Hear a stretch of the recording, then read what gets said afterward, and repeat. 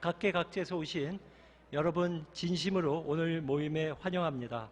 자, 지금으로부터 한국 풀브라이트 프로그램 60주년을 기념하는 행사를 시작하도록 하겠습니다. Good evening, distinguished guests, ladies and gentlemen. A cordial welcome to the Gala Banquet in honor of the Fulbright Korea's 60th anniversary. 사회는 옆에 계신 이화여대 김민정 교수님과 저 경희대 임성호 교수가 맡게 되었습니다. 저희 둘은 풀브라이트 동문인데 이렇게 영광스러운 자리에서 사회를 맡게 돼서 대단히 기쁘게 생각합니다. Hosting this evening's program will be Professor Im Sung-ho here from Kyunghee University and I, Kim Min-jung, from Ewha Women's University. It is indeed a great privilege for both of us as Fulbright alumni to lead today's eventful program. 오늘 행사의 대주제는 여러분들께서 현수막에서 보시거나 또 프로그램에서 보시다시피 한국과 세계의 평화를 향하여입니다. 그리고 오늘 행사는 한미교육위원단, 그리고 한미교육문화재단, 그리고 한국 풀브라이트 동문회 이 세 단체가 공동으로 주최하게 되었습니다. Co-hosted by the Korean American Educational Commission, Korea Fulbright Foundation, and Korea Fulbright Alumni Association, tonight's convening theme is Toward Peace in Korea and the World. 자, 이제 총 5부의 순서를 약 3시간에 걸쳐서 진행할 것입니다. 끝까지 좋은 시간 보내시기 바라고요. 참고삼아 말씀드리면 행사 종료 후에 주최 측의 성의가 담긴 자그마한 선물을 받아가시는 것을 잊지 마시기 바랍니다. And now, as we begin our 5-part program, we hope that you will join us till the very end and enjoy the small gift of appreciation prepared by the hosting parties to be brought home with you at the end of this evening. 먼저 한국 풀브라이트 60주년 기념 사업 준비위원장이신 최영 교수님께서 개회사를 해주시겠습니다. 최영 교수님은 한국 풀브라이트 동문회 회장을 역임하셨고 현재 이화여대 명예교수로 계십니다. 개회사 전문이 여러분이 각자 갖고 계신 프로그램에 들어있으니 참고하시기 바랍니다. First, we invite Professor Choi Young, Chairperson of the Korea Fulbright's 60th Anniversary Planning Committee, to deliver her opening remarks. Professor Choi has served as the President of Korea Fulbright Alumni Association, and a Shakespearean scholar, she is currently Professor Emeritus at Ewha Women's University. Her address is in the program for your reference. 박수로 맞아주시기 바랍니다. Please welcome Professor Choi.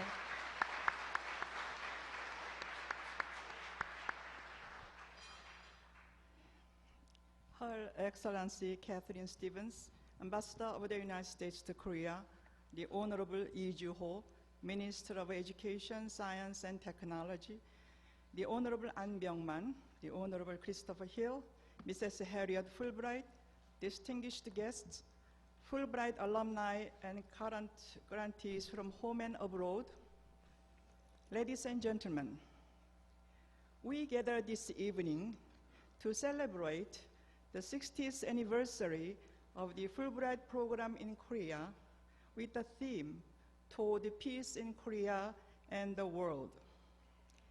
The year 2010 is a historic one because it marks the 60th anniversary of the outbreak of the Korean War. This year also marks another historic anniversary. On April 28, 1950, just 2 months before the outbreak of the war, the Korean and the US governments signed a binational agreement to begin Fulbright exchange program between the two countries. Although the devastation of war delayed the full implementation of this program, born from the late senator's lofty ideal and vision of pursuing world peace through educational exchanges, found the momentum to fulfill its goals here on this Korean peninsula.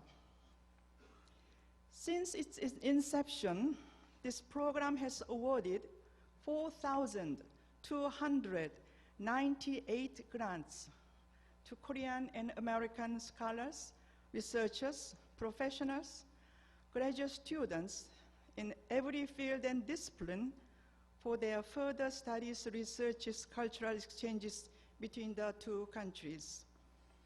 These Fulbright alumni have made significant contributions to enhancing the bilateral relationship between the two countries. Especially, the Korean alumni have contributed greatly, reshaping the war-devastated country into a strong one, and are still contributing to the development of Korean society through their individual experience of cultural exchange, and the knowledge they have accumulated in their chosen fields. Today, we gather here not only to remember what the Fulbright program and the Fulbrighters have accomplished in the past, their achievements, glories, and honors. At this juncture of our history, the most urgent issue for us is to recognize that we are challenged to discover the new ways of dealing with not only the problems of our generation, but also of our future generations. These challenges demands that we somehow reinvigorate the practice of the Fulbright ideal in our society. Indeed, the Korean Peninsula could provide a strategically convenient and important geopolitical and socio-cultural venue to put this idea of world peace into practice. As will be proclaimed in the Seoul Statement 2010, the Fulbright program in Korea and the Korean Fulbrighters will exert more efforts than ever before to realize the Fulbright ideas for the peace and happiness of our less privileged global neighbors and for future generations. Thank you.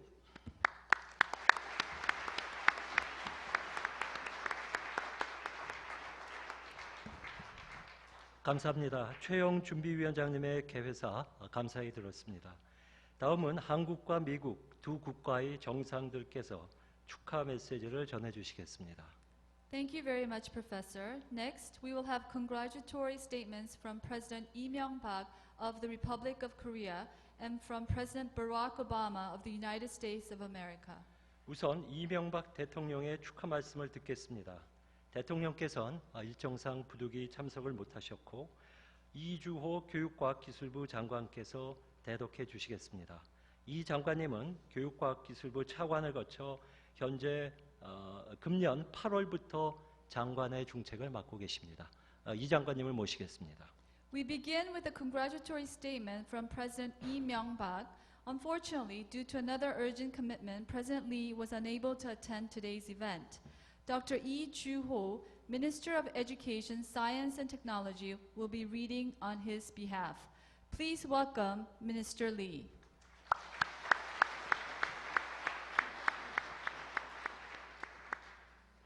한국 풀브라이트 60주년을 진심으로 축하드립니다. 지난 60년 대한민국은 전쟁의 폐허를 딛고 일어나 비약적인 경제성장과 민주화를 모두 이루었습니다.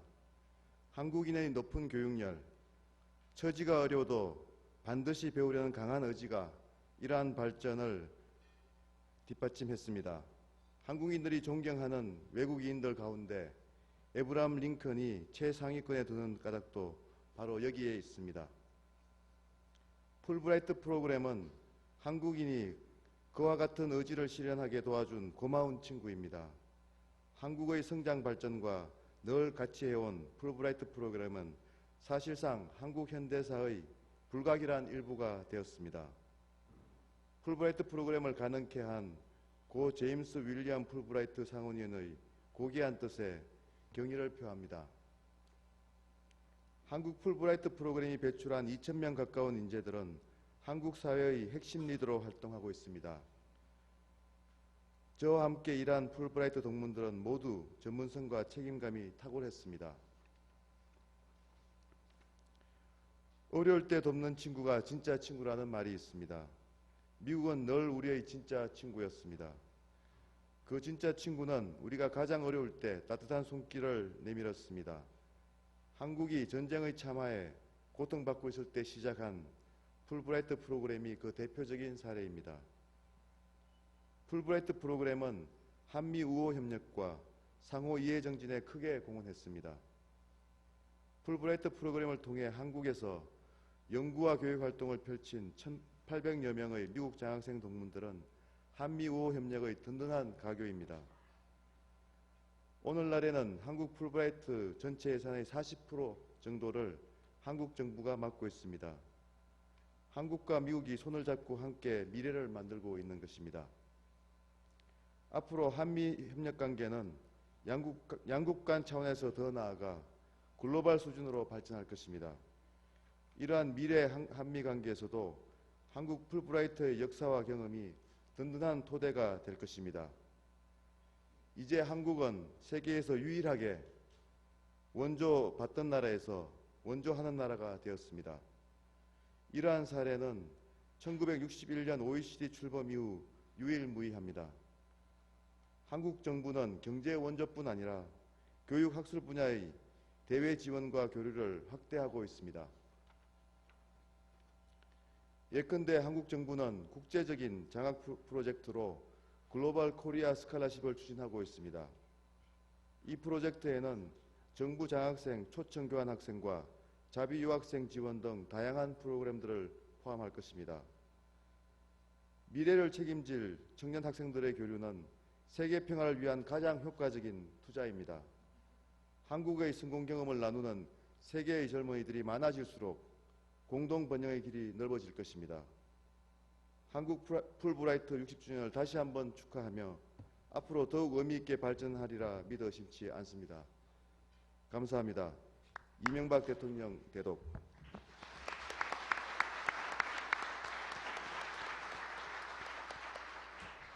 네, 감사합니다. 이명박 대통령의 축하 말씀 잘 들었습니다. 이어서 오바마 미국 대통령의 축하 메시지를 듣겠습니다. 이 자리에 직접 오시긴 어려웠고요. 마크 토콜라 주한 미국 부대사께서 오바마 대통령의 메시지를 대독하시겠습니다. 토콜라 부대사님을 모시겠습니다. Thank you very much, Minister Lee. And now, Mr. Mark Tokola, Deputy Chief of Mission, U.S. Embassy Seoul, will deliver U.S. President Barack Obama's congratulatory statement on his behalf. Please welcome Mr. Tokola.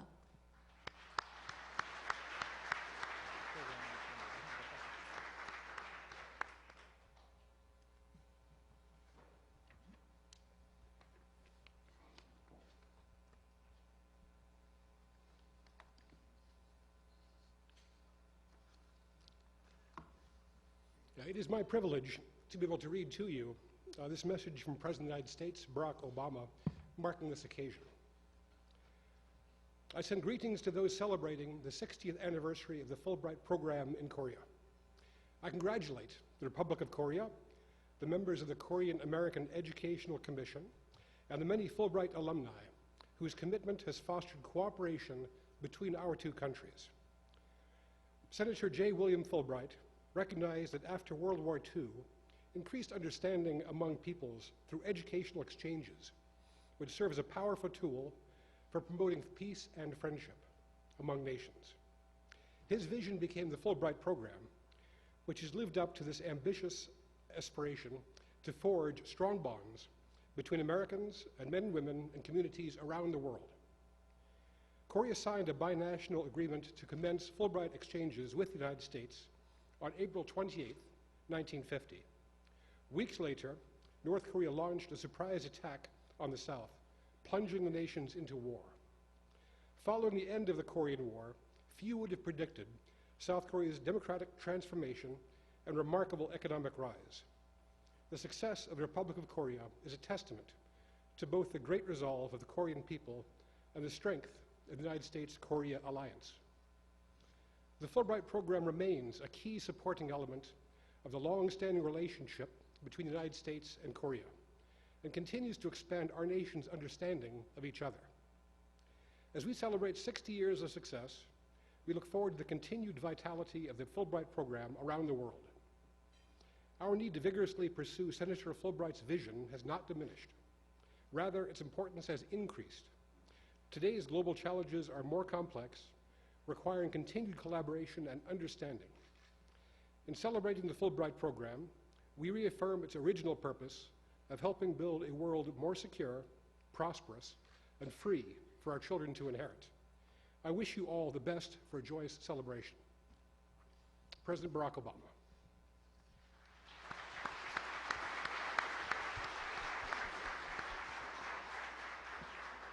감사합니다.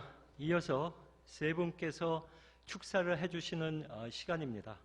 방금 오바마 대통령의 축사를 대신 전해주신 토콜라 부대석께서 본인의 축사를 해주시겠습니다. Thank you very much, Mr. Tokola. And now, as we have three distinguished guests to deliver their congratulatory remarks, we would like to again welcome Mr. Mark Tokola, Deputy Chief of Mission from the U.S. Embassy, Seoul.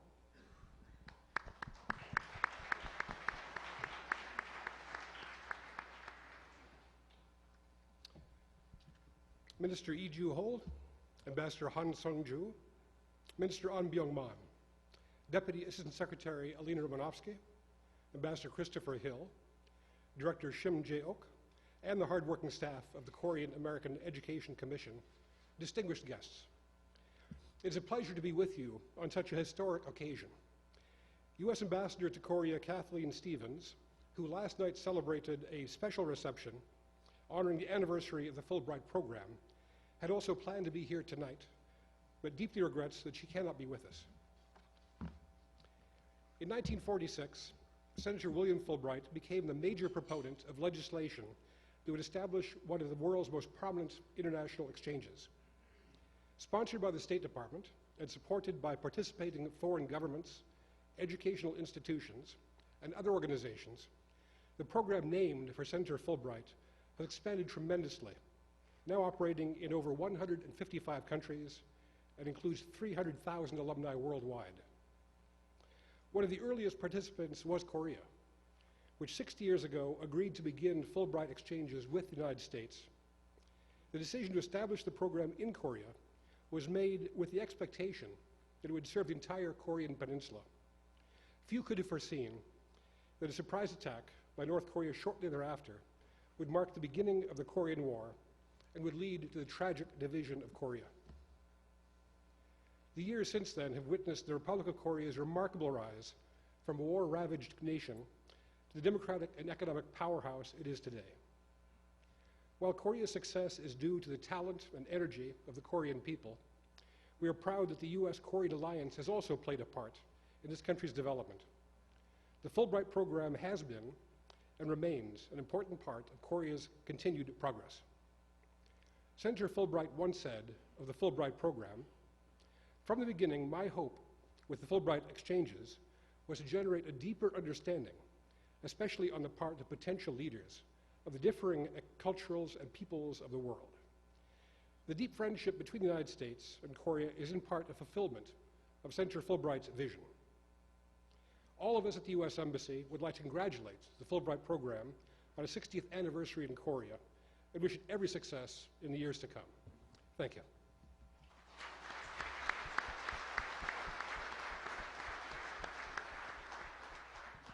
네, 감사합니다. 다음은 한승주 전 외교통상부 장관께서 축사를 해주시겠습니다. 한 장관님은 주미 대사를 역임하셨고 현재 고려대 명예교수로 계십니다. Thank you very much, Mr. Mark Tokola. And now, the Honorable Han Sung-ju, former Minister of Foreign Affairs and Trade, Republic of Korea, will deliver congratulatory remarks. Dr. Han has previously served as a Korean ambassador to the U.S. and is currently Professor Emeritus at Korea University. Please welcome Dr. Han.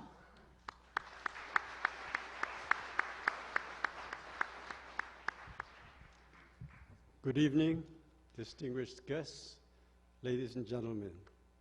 It is a great honor for me to participate in this event celebrating the 60th anniversary of the Fulbright program in Korea. The Korea Fulbright Commission has contributed significantly to Korea-U.S. relations by supporting educational and cultural exchanges and cooperation among institutions over a 60-year period. As many of us here know, these exchanges form a crucial cornerstone of the ROK-U.S. relationship. Through Fulbright exchanges, we have formed friendships, gained mutual understanding of each other, learned to embrace our differences, and have established mutual goals to further cooperation between our two nations. Alumni from the Fulbright program have also gone on to gain important positions in leading academic institutions, government, journalism, and non-governmental organizations. ROK-U.S. relations are stronger than they have ever been before. This is due in large part to the solid foundation that the Fulbright Commission helped to establish and the continuing cooperation between our nations that has been facilitated by the educational and cultural exchanges. Yet, there are many changes taking place in regional situation and world order. Among the recent events, in Pyongyang just 2 weeks ago, the North Korean Workers' Party convened a party convention for the first time in over 3 decades. During the convention, Kim Jong-un, the North Korean leader Kim Jong-il's third son, was appointed to the post of vice chairman of the Central Military Commission and given the rank of 4-star general. This signals that they are attempting a third-generation hereditary transfer of power from Kim Jong-il to Kim Jong-un. Amidst these many changes occurring in East Asia, I believe that furthering understanding and cooperation among the nations in the region is the key to a smooth transition and achieving peace and greater prosperity in the region. It is also crucial to maintaining the strength of Korea-U.S. relations. I know the Fulbright Commission will continue to be at the forefront of furthering understanding, promoting exchanges and cooperation in the future. This will certainly contribute significantly to developing strong relations, not just between Korea and the United States, but among all nations in East Asia, as well as between the United States and the rest of Asia. As one of the early beneficiaries of the Fulbright program, I am convinced today will be a great occasion to celebrate how far we have come in the last 60 years. I would like to genuinely thank the Korea Fulbright Commission for their important role in Korea's development and to congratulate them on this important achievement. I hope the Korea Fulbright Commission will continue to support fruitful exchanges and do great work for many years to come. Thank you very much.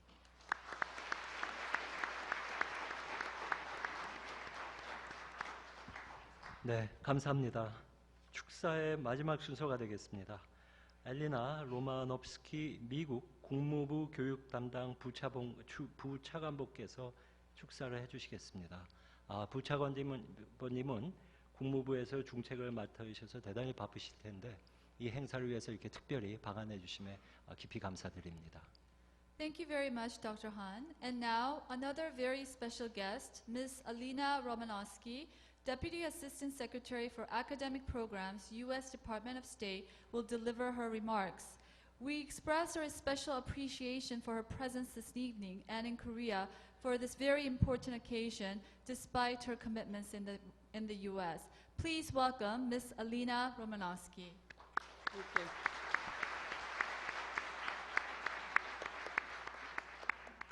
Greetings, Deputy Chief of Mission Mark DeCola, the Honorable Han Sung-jo, Mrs. Harriet Fulbright, Mrs. Shim, distinguished guests, ladies and gentlemen, and greetings also to the many alumni and current Fulbrighters, as well as the representatives from the U.S. Embassy, leaders from the government, the private sector, and educational organizations that are all here with us tonight to celebrate the 60th anniversary.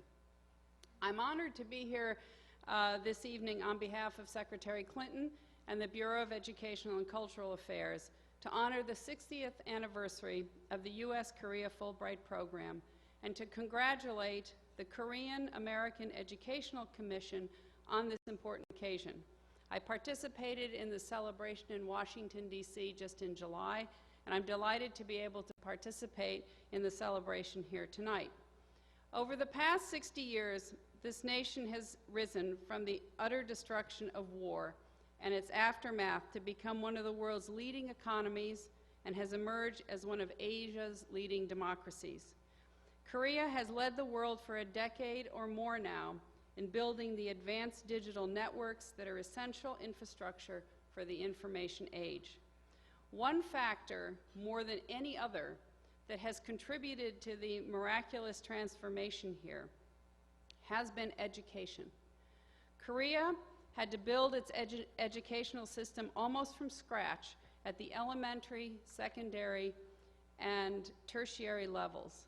While that decades-long process was taking place, the nation had an immediate need for trained leaders in government, academia, and industry. Throughout Korea's transformation into a modern knowledge economy, the Fulbright exchange program has played a leading role as a catalyst for change. In the early years, through the 1960s and 1970s, Fulbright was one of the few sources of support for study abroad. Later, as South Korea became the #1 source of international students in the United States, the role of Fulbright changed, but it remained the standard by which other programs were measured. Throughout this rebuilding, the United States has maintained a special relationship and strong partnership with South Korea. The Fulbright program has reflected the importance that both nations attach to this unique and critical bilateral relationship.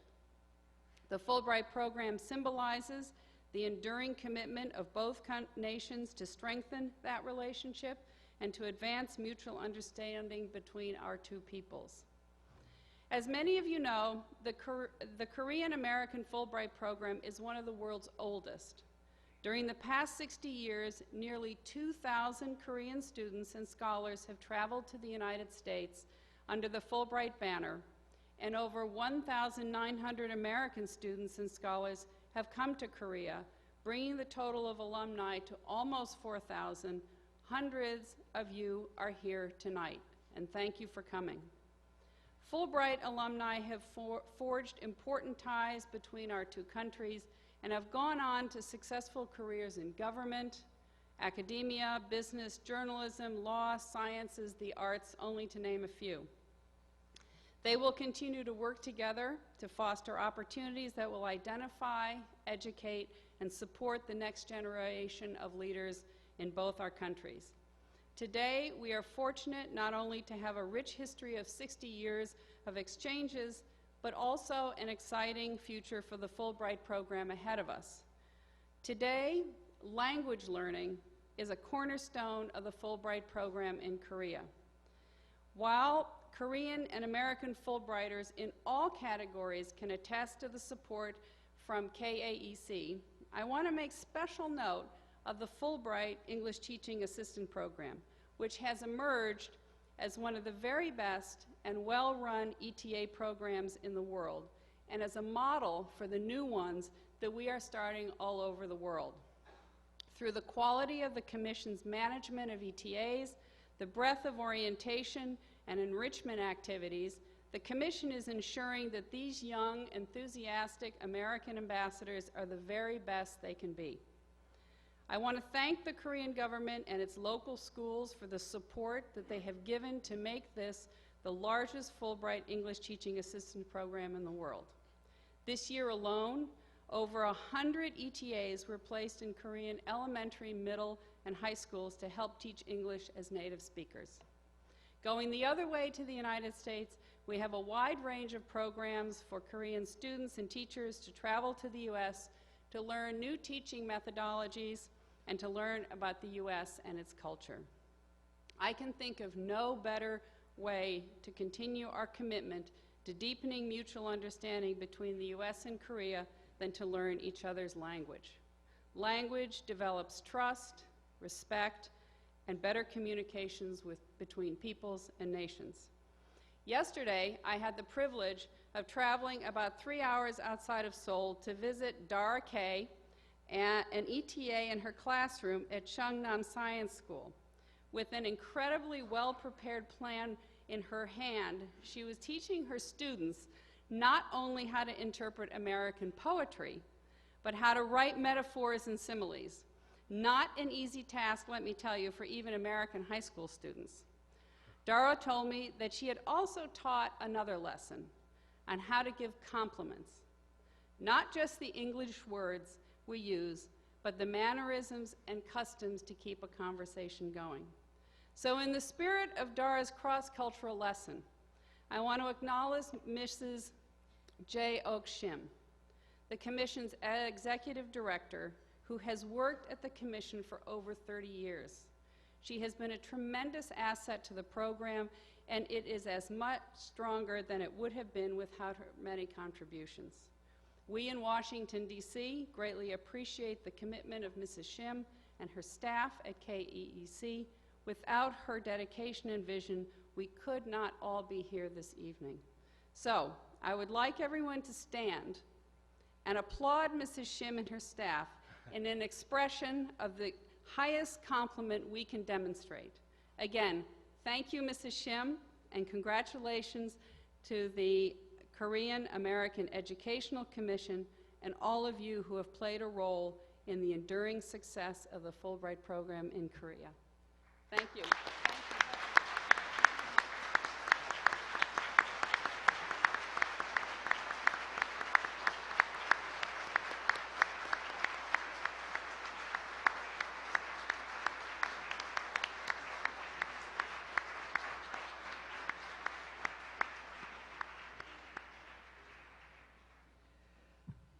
감사합니다. 굉장히 감동적인 순간이었습니다. 자, 이제 오늘 행사의 제2부로 넘어가겠습니다. 이제 기조연설과 서울선언문 발표 시간을 갖겠습니다. 기조연설자로는 한국에서 한 분, 미국에서 한 분을 모셨습니다. 이 두 분은 그동안 한미 관계를 돈독히 하는데 아주 큰 열정을 쏟아주셨고 큰 공헌하셨습니다. 아주 바쁜 일정에도 불구하고 이렇게 오늘 시간을 내어 풀브라이트 60주년 행사를 위해 기조연설을 해주심에 깊이 감사드립니다. Thank you very much, Ms. Romanowski. And now we proceed to part 2 of this evening's program, to the keynote speeches and the presentation and passage of the Seoul Statement. We are privileged to have two keynote speakers from the U.S. and from Korea, both who have made significant contributions in consolidating bilateral relations between the two countries. We are especially grateful for their presence here tonight. 먼저 안병만 전 교육과학기술부 장관께서 기조연설을 해주시겠습니다. 행정학자인 안 장관님은 한국 외국어대 총장을 역임하셨고 한국 풀브라이트 동문회의 전임 회장이시기도 합니다. 그리고 유네스코 한국위원회 위원장, 한미교육문화재단 이사장 등을 역임하시면서 한국은 물론 아주 국제적으로도 중요한 활동을 해오고 계십니다. First, we welcome Dr. An Byung-man, former Minister of Education, Science and Technology, Republic of Korea. A scholar in public administration, Minister An has served as the president of Hankuk University of Foreign Studies, a past president of the Fulbright Alumni Association, former chairperson of the Korea Committee in UNESCO, and former chairman of Korea Fulbright Foundation. Minister An's contribution and influence has been truly international. Please welcome Minister An.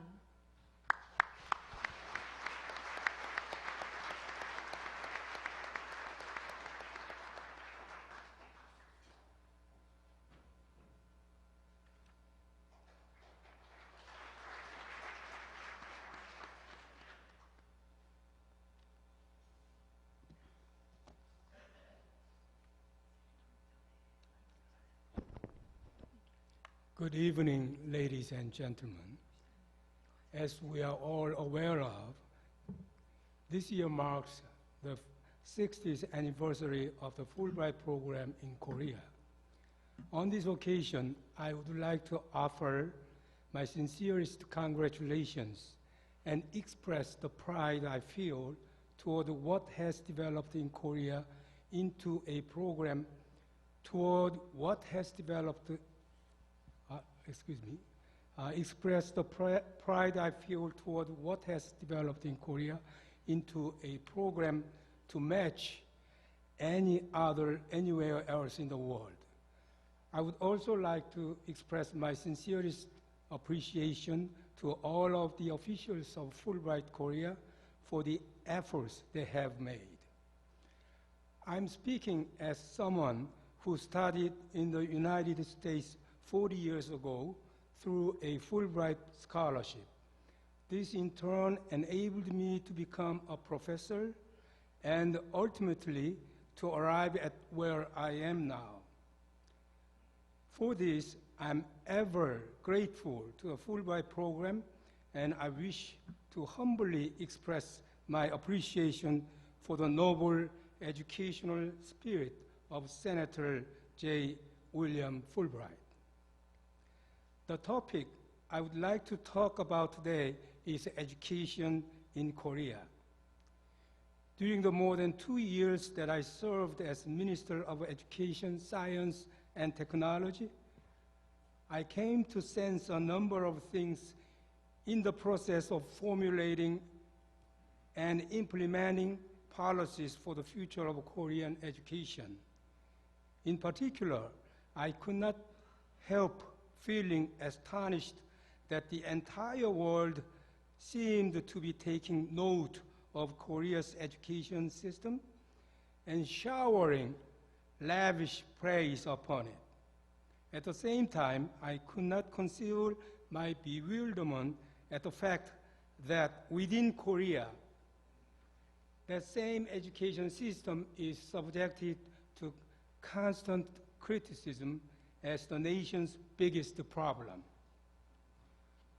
When US President Barack Obama has talked about reforming the American education system, he frequently has made reference to the education system of Korea. On occasion, he has praised the enthusiasm of Korean parents for their children's education, the amount of study that Korean students engage in, and the educational achievements they produce as a result. During my term as minister, I was visited by innumerable foreign ambassadors and government ministers who showed great interest in Korean education system, expressing their wish to learn from its example and asking for descriptions of its various programs. A research study on the world's best countries, as reported recently in Newsweek, ranked Korea second in the world overall in education, taking into account its scholastic achievements, the enthusiasm of its students, and the quality of instruction. In its article, Newsweek also noted the fact that as recently as the 1960s, South Korea's economy was at the level of Afghanistan's. Over the past 50 years, however, we have achieved economic growth at a rapid rate, and no one can deny pivotal role of the education investment played in this process. This is borne out by South Korea's illiteracy rate, the world's lowest, and its rate of university matriculation, the world's highest. The outstanding achievements of Korean students were also brought into relief in a recent series of studies assessing academic achievements of elementary, middle, and high school students. On every Times test, Korean middle school students constantly placed in the world's top 4 in math and science. Korean high school students have also scored very well, ranking first in reading, first or second in math, or fifth to ninth in science on the PISA test. Why then is education seen in Korea not just as the object of everyone's attention, but as country's biggest headache as well? First, there is the tremendous passion that parents have shown for their children's education. While this passion was lauded in the past, it has now transformed into a serious problem with private education. As parents have provided their children with private education, Korea has seen not only the proliferation of private institutes, but also increased level of travel abroad for English education. And even the so-called wild goose father phenomenon, in which mothers and children travel overseas for education while the father remains behind alone in Korea. Some analysts are suggesting that one of the main reasons that Korea has had the lowest birth rate in the world in recent years is the excessive burden that education costs present to young parents. What is stirring up such passion among parents? It is the fact that one simply cannot rely on public education alone if one is to send one's child to the desired university, thereby enabling him or her to enter the desired profession.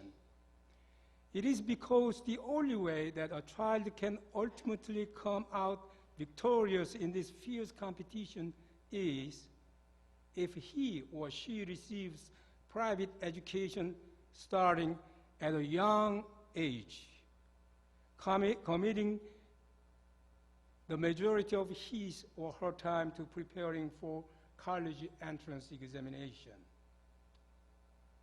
How have the university been selecting their students? The most important factor has been the college scholastic ability test. After that come high school grades, and if a determination cannot be made on that basis, the university administers an essay exam or something similar and selects the students who receive the highest scores.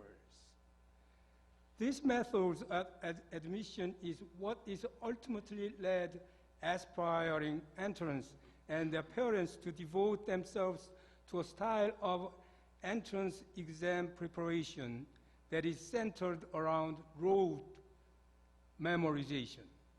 As a result, it has indeed functioned to encourage private education. Students have no time to ponder the fundamental question of what do I need to learn and why. They simply need to prepare for the test by learning the most effective methods for digesting tremendous quantities of material and by committing more to memory than the other students do. Rote learning has become the core of the educational curriculum in the Republic of Korea. One could view this as the result of traditional Confucian instructional methods being carried over intact into the present. Students have been well trained to solve test questions based on information amassed through memorization. It is no great surprise that they were able to perform more exceptionally than other nations on the aforementioned times and PISA tests. However, students' attitudes toward learning as gauged by the questionnaire administered at the time of the times and PISA tests paint a very different picture from their scholastic achievements. Korean students approached their mathematics and science studies with less of a sense of personal enjoyment than did students in other countries. and they indicated that they lacked confidence in spite of their high scores. Furthermore, they showed a skeptical attitude toward mathematics, expressing the view that it is a subject that is not especially worthy of study. These survey results clearly show that while Korea's students are good at learning, they believe its purpose lies not in self-development based on personal interest or motivation, but in entrance into the right university. As it came into office, the administration of President Lee Myung-bak recognized Korea's rote learning-based education system as a serious problem. He took the view that it is essential to re-examine this system in a way centered around the student. When we force students to memorize too much, they experience pain rather than pleasure from acquiring knowledge through learning process.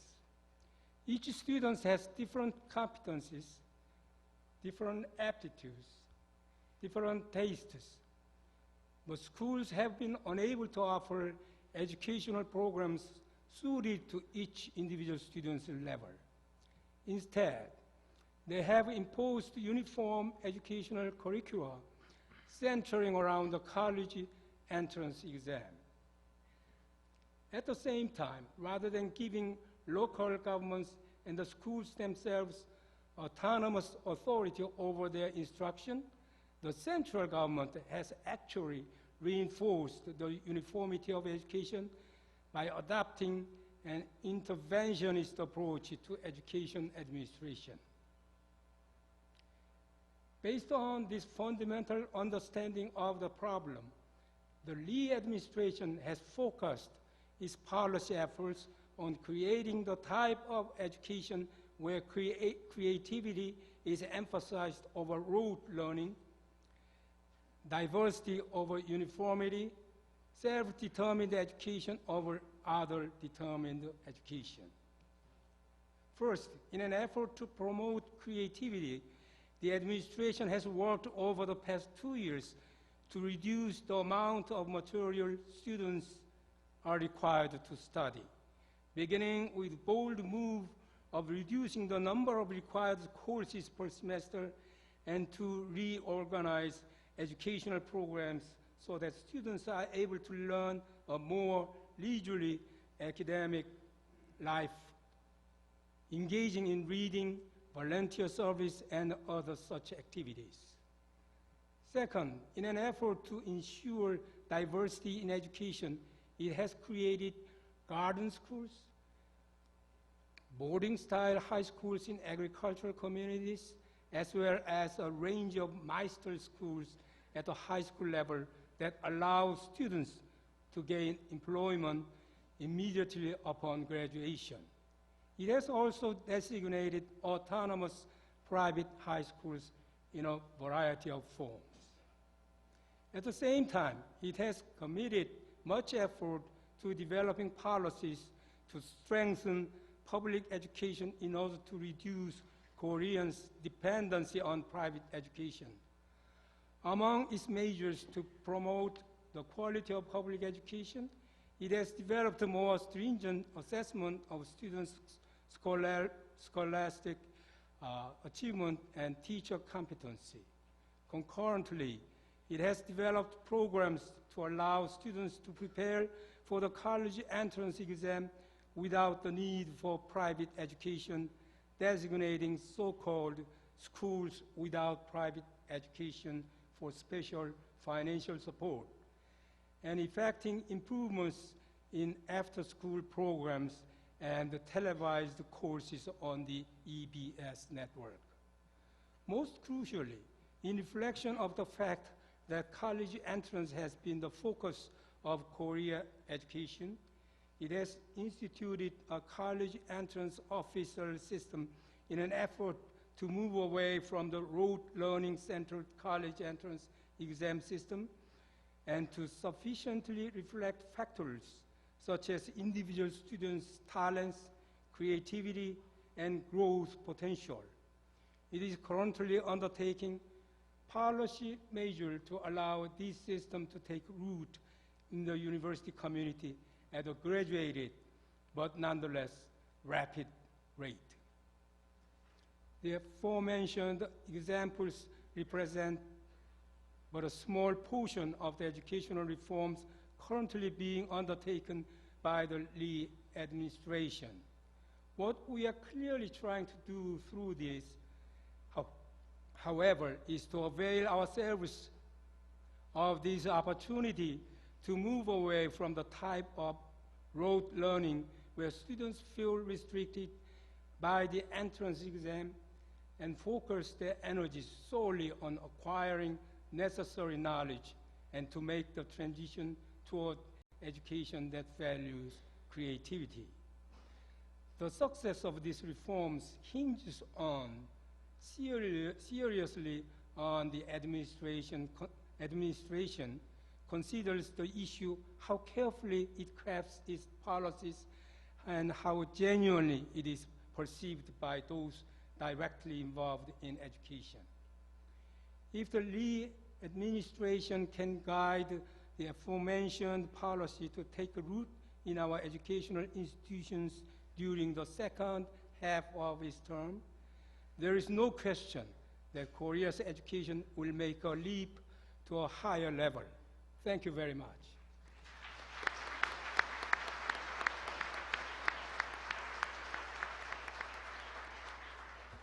네, 감사합니다. 다음 기조연설자를 소개하겠습니다.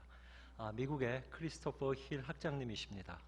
현재 덴버 대학교 조세 코벨 스쿨 오브 인터내셔널 스터디스의 학장으로 계십니다. 그리고 주 이락 미국 대사 북핵 문제 해결을 위한 6차 회담 미국 대표, 미 국무부 동아시아 태평양 차관보, 그리고 주한 미국 대사 등 외교관으로 아주 많은 요직을 두루 거치셨습니다. Thank you very much, Dr. An. And now we welcome from the U.S. the Honorable Christopher Hill, Dean of Joseph Corbel School of International Studies at the University of Denver. Dean Hill has formerly had several important appointments in the U.S. State Department, including U.S. Ambassador to Iraq, U.S. Ambassador to Korea, Assistant Secretary of the State for East Asian and Pacific Affairs, and he has also been named as the head of the U.S. delegation to the Sixth Party talks on the North Korean nuclear issue. Please give a warm round of applause to Dean Christopher Hill.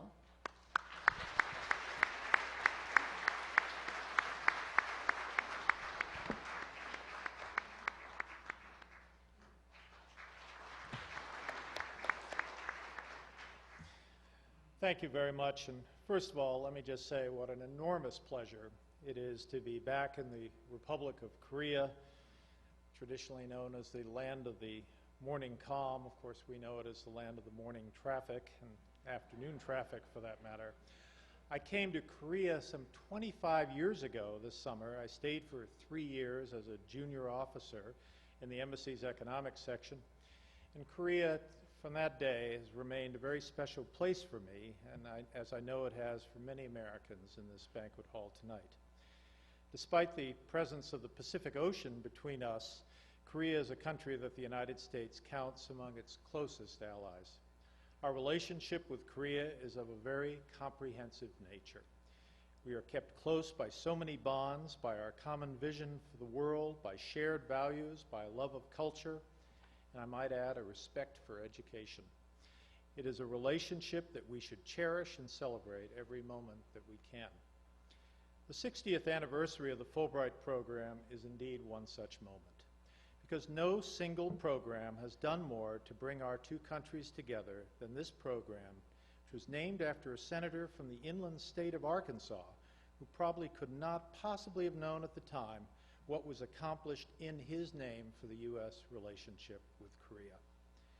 Many people have worked very hard to make this wonderful evening possible. I want to thank the Korean Educational Commission, the Korean Fulbright Foundation, the Korean Fulbright Alumni Association for combining their efforts tonight.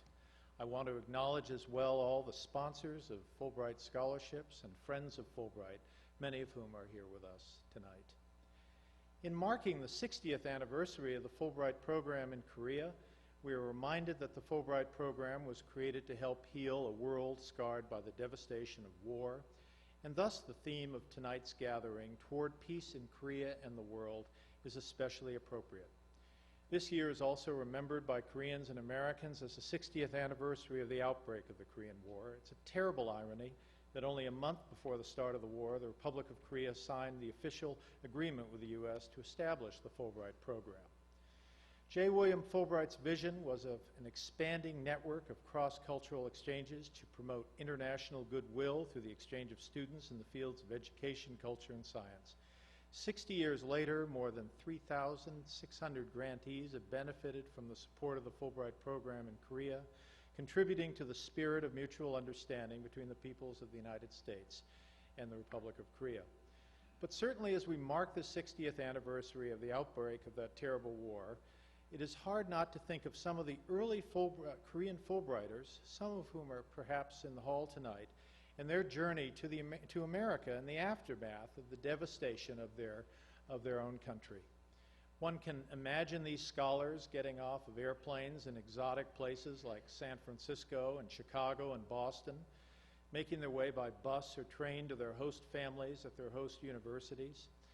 And as they learn to cope with daily life, and especially with such exotic foods as hamburgers and French fries, one can imagine what one of their first real challenges was with their American hosts, to convince them that the Korea that Americans had read so much about starting in June 1950, that Korea was not a war, but rather was a country comprised of energetic and talented people interested in building that country in ways that had never been done before. One can imagine these Korean scholars sitting with Americans at their kitchen table explaining that Korean history did not start with the invasion by North Korean forces, but rather was a country spanning many centuries and indeed many dynasties. One can imagine explaining to an American family that Korea, and frankly this is a very good day to mention this, has its own phonetic alphabet, which is quite unlike Chinese and Japanese. And one can imagine that the perplexed American saying, really, show me what that alphabet looks like. You can imagine the Korean scholar taking out a piece of paper and showing what that phonetic Korean alphabet looked like. Indeed, these first Korean scholars were first Korean ambassadors to America. And so while we consider the strength of this relationship today, we should also recall the role that the Fulbright program played in those early days. The Fulbright program is known as a part of something called public diplomacy, or it's an exchange program. But because international affairs is not something that exists just between governments. Now, whether the funding for this program or for many others will be there in the future will depend on all of our efforts. And indeed, in recent years, the nature and role of public diplomacy have been debated more fiercely than at any time in recent memory. In the United States, academic institutions, think tanks, and government agencies, and even various citizens groups have published more than 24 studies calling for reform in the conduct of U.S. public diplomacy. And these have sometimes included calls for cutting government spending on public diplomacy activities and on civilian mechanisms of foreign policy as a whole. To be sure, it's sometimes difficult to measure the effectiveness of public diplomacy activities, and there is some truth to the criticism that historically the basic metric of effectiveness of U.S. government public diplomacy programs has been somewhat anecdotal. So how, for example, do we measure, quote, mutual understanding in any meaningful way? But I would argue that if there's anyone who doubts the wisdom or efficacy of these programs, let that person, in fact, come to Korea. Fulbright exchanges between Korea and the U.S. have indeed built an environment of mutual understanding by creating a cadre, both American and foreign citizens, who developed a first-hand knowledge of another culture. And they create long-term relationships that can be drawn upon enhanced cooperation, understanding, and respect between our people and peoples from other nations. Indeed, when one looks at the overall program, Fulbright program globally, some 300,000 men and women have been Fulbright scholars. The alumni list includes 40 Nobel Prize winners from 11 countries, 7,500 new scholars every year. 20 international Fulbright scholars who studied America become heads of state. It's the development and nurturing of lasting relationships over many years or even decades that provided what American journalist Edward R. Murrow once called the crucial last 3 feet, that is face-to-face communications with the enhanced credibility that reciprocity creates. Just once again, let me thank all the alumni of this Fulbright program, and to our Fulbright scholars, let me say that you and we all indeed have the opportunity to, I think, live in very interesting times. The Korean Peninsula remains divided. The 60th anniversary of the Korean War is a year in which North Korea, which by the way is still unmarked by a Fulbright program, has launched itself into some new and very troubled waters. We don't know how this will come out. We don't know what North Korea's future will be, but we do know that the Republic of Korea and the United States will face that future together. We will work closely together. We will work in the spirit that we've always had together, and we will make sure that whatever landing North Korea finally has, that we will make it a soft landing, and we will see that some very important change is made there. Thank you very much, and thank you for inviting me. And I think I am the last speaker between you and your appetizer course. So thank you.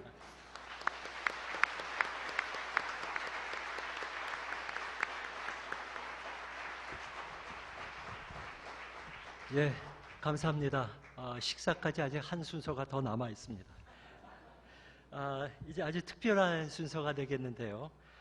서울 선언문을 낭독하고 또 여기 계신 여러분의 승인을 받아서 통과시키는 시간을 갖도록 하겠습니다. Thank you very much, Dean Hill. And unfortunately, we have a little more. We need a little more time before the actual dinner. And now, because we have a very important procedure that we have to go through, we take a moment to attend to the reading and the passage of the Seoul Statement. 10년 전인 2000년에는 한국 풀브라이트 50주년을 기념하기 위해서 서울 선언문을 발표했던 바가 있습니다. 오늘은 이 연장선에서 전통을 이어받아서 60주년을 기념하는 서울 선언문을 새로 발표하게 된 것입니다. 오늘 행사의 준비위원장인 최영 교수님께서 서울 선언문을 낭독해 주시고 또 여러분의 승인을 받아서 통과시키는 그러한 절차를 주재해 주시겠습니다. 10 years ago, in 2000, in celebration of Fulbright Korea's 50th anniversary, the Seoul Statement was pronounced. As a continuation of this tradition, we will newly pronounce a statement in celebration of the 60th anniversary. Professor Chae Young, as the chairperson of the 60th Anniversary Planning Committee, will read the statement and lead the procedure of its passage. Professor Chae. Ladies and gentlemen, I'm going to read the Seoul Statement. The statement in full text is printed on page 18 of the program. Celebrating the 60th anniversary of the Fulbright program in Korea, Fulbrighters from Korea, the United States of America, and other countries gathered on October 9, 2010 in Seoul with the theme of Restored Peace in Korea and the World. This international conference was jointly sponsored by the Korea Fulbright Alumni Association, the Korea Fulbright Foundation, and the Korean American Educational Commission. The conference was highlighted by congratulatory messages by President Lee Myung-bak of the Republic of Korea and President Barack Obama of the United States of America. Congratulatory speeches also delivered by Mr. Mark Tokola, Deputy Chief of Mission at U.S. Embassy in Korea, Dr. Han Sung-ju, former Minister of Foreign Affairs and Trade of Korea, and Ms. Alina Romanowski, Deputy Assistant Secretary for Academic Programs in the U.S. State Department. Two keynote speeches were delivered by Honorable Christopher Hill, Dean of the Joseph Korbel School of International Studies at University of Denver, and former U.S. Ambassador to the Republic of Korea in Iraq, and Dr. An Byung-man, former Minister of Education, Science, and Technology of Korea. They addressed the importance of peace on the Korean Peninsula in the context of world peace. The Fulbrighters assembled in Seoul recollect the Seoul Statement proclaimed on the occasion of the 50th anniversary of the Fulbright program in Korea. That statement expressed the aspirations of Fulbrighters for a peaceful world, for protecting the fragile ecosystem, for combating poverty and alleviating socio-economic disparity, and for protecting human rights and dignity. We confirm the issues addressed 10 years ago are still relevant today. In addition, we believe that political, social, economic, cultural, and technological changes made during the past 10 years necessitate a new perspectives and attitudes towards our roles in promoting peace in Korea and the world. As Korea has changed from a receiving country to a giving country, it is imperative that we exert even more efforts than before to realize the ideas outlined in the 2000 Seoul Statement and assume more proactive roles throughout the world. We believe that these new roles can be best assumed through educational and cultural exchanges, such as those provided by the Fulbright program. Based on such understanding, we Fulbrighters proclaim the following 3 points. 1, human beings are born with inalienable rights to pursue happiness free from fear, poverty, ignorance, and tyranny. 2, conflicts among nations and countries, part of which are related to the Cold War legacy, must be resolved through mutual understanding and respect. 3, countries must exert efforts to communicate and understand each other through educational and cultural exchanges. We Fulbrighters believe that realizing these ideas will lead to the peaceful and sustainable coexistence of peoples and countries in the world. We reaffirm our cherished hope, as expressed in the 2000 Seoul Statement, to extend the Fulbright program to the entire Korean peninsula. We pledge to work towards these goals by honoring the Fulbright mission of promoting world peace through mutual understanding. October 9, 2010.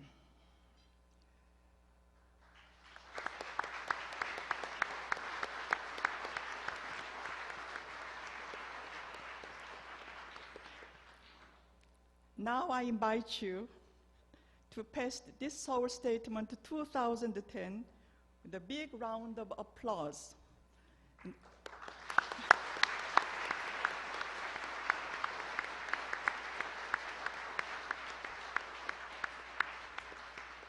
Thank you. Ladies and gentlemen, now I declare the Seoul Statement 2010 was presented to the Fulbrighters in the 60th anniversary meeting of the Fulbright program in Korea and has been passed unanimously by the Fulbrighters. Thank you. Thank you very much.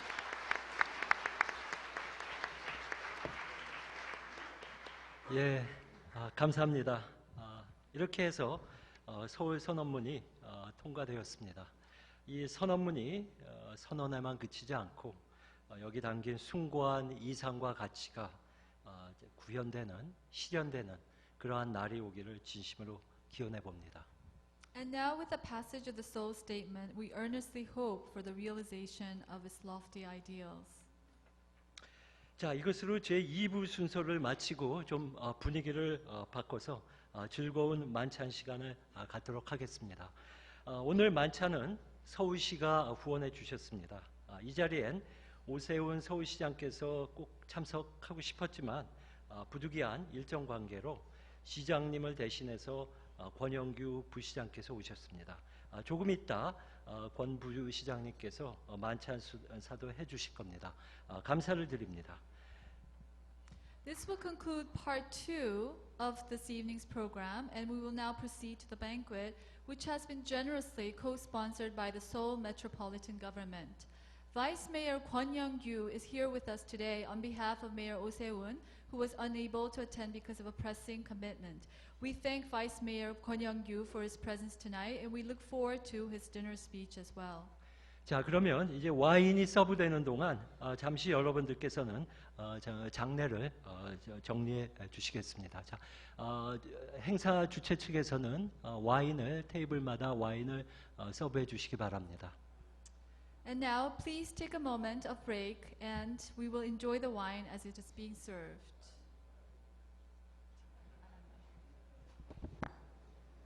자, 좀 시간이 걸릴 것 같습니다.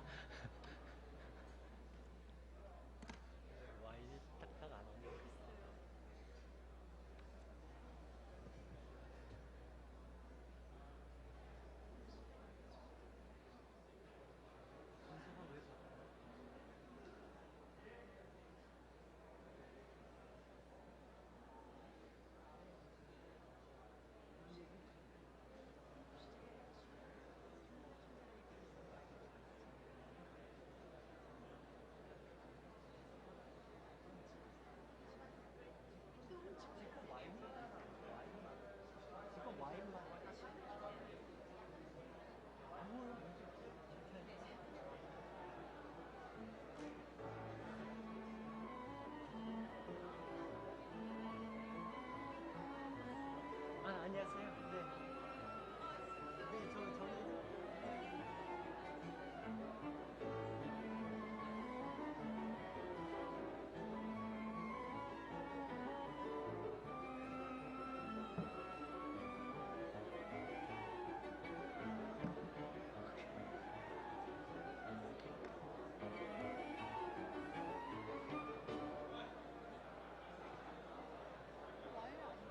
와인이 안 되나? 좀 시간이 잡죠 뭐. 잠시 브레이크 삼아 하고 이제 괜찮아요. 이게 중간에 어차피 브레이크가 없기 때문에 차제 브레이크 한번 하고 와인이나 좀 빨리 타지 왜 와인을 가져올 기미가 없지? 저 김 교수님, 저 와인 좀 빨리 써봐. 판으로 넘어가겠습니다.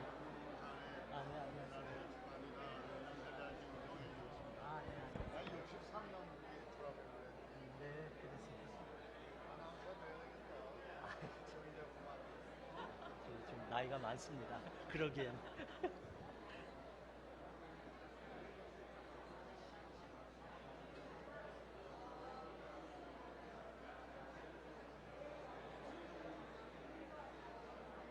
우리가 원래가 6시 40분부터인데요.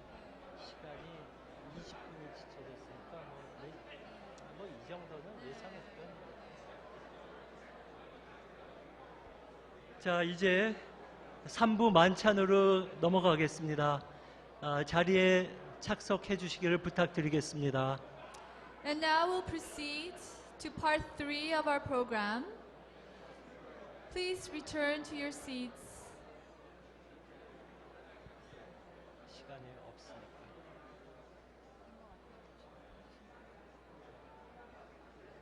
자꾸 시간을 너무 급박하게 해서 죄송하다는 얘기를 제가 좀 할게요.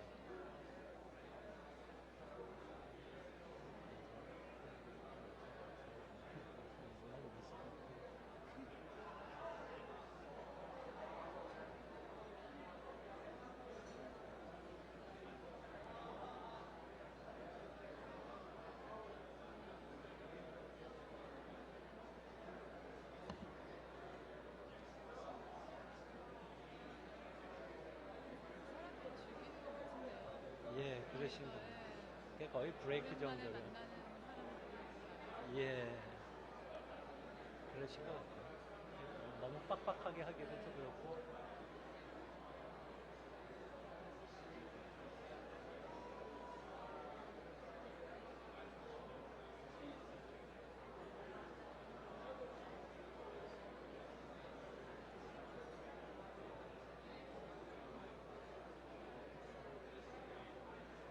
이쪽은 먼저 하고 있어.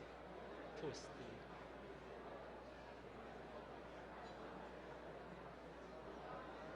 제가 한번 다시 멘트 할게요. 자리에 앉으시면. 죄송합니다. 저희가 시간 관계상 다들 담소 나누시는 게 더 재밌으시겠지만 시간 관계상 저희가 프로그램을 진행해야 되겠습니다.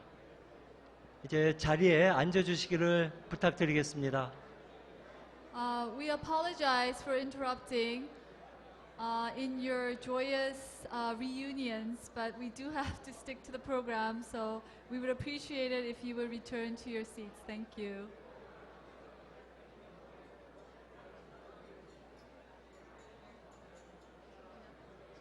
네, 시작할게요.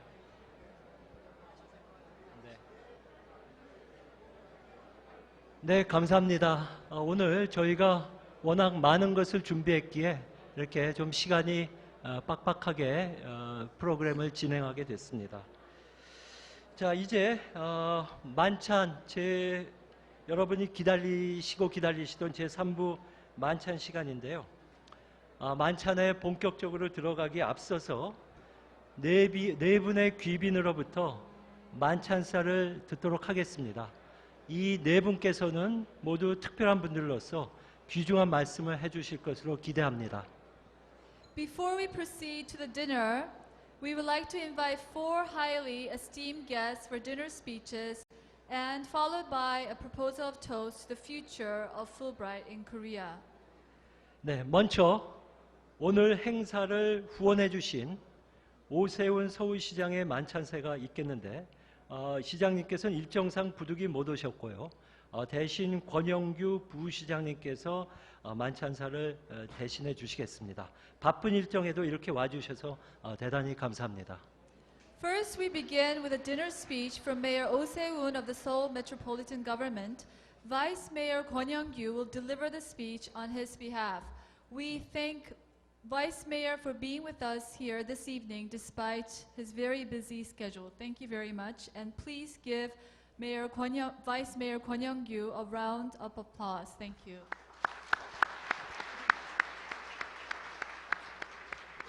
예, 방금 소개를 받은 행정 1부시장 권영규입니다. 오늘 이 자리에 와서 보니까 제가 대학교 때 연사인 정정길 실장님, 그리고 안병만 장관님 비롯한 여러 장관님, 또 수많은 총장님들, 대한민국을 이끌었던 좋은 인재들은 다 모이신 이런 자리에 제가 상당히 후배로서 이렇게 서서 인사 말씀을 드리게 되니까 매우 영광스럽기도 하면서 또한 매우 작아진다 그런 느낌도 가졌습니다. 오늘 당연히 오세훈 시장님 오셔서 이 자리를 빛나게 해드려야 됩니다만은 내일 모레 국정감사가 있고 또한 지금 시장님이 직접 하는 서울시에서 직접 주최하고 반드시 시장님이 가야 되는 대형 행사가 있어서 오지 못했습니다. 그래서 제가 죄송하다는 말씀을 미리 드리겠습니다. Good evening, ladies and gentlemen. I am Kwon Young-gyu, Vice Mayor of Seoul.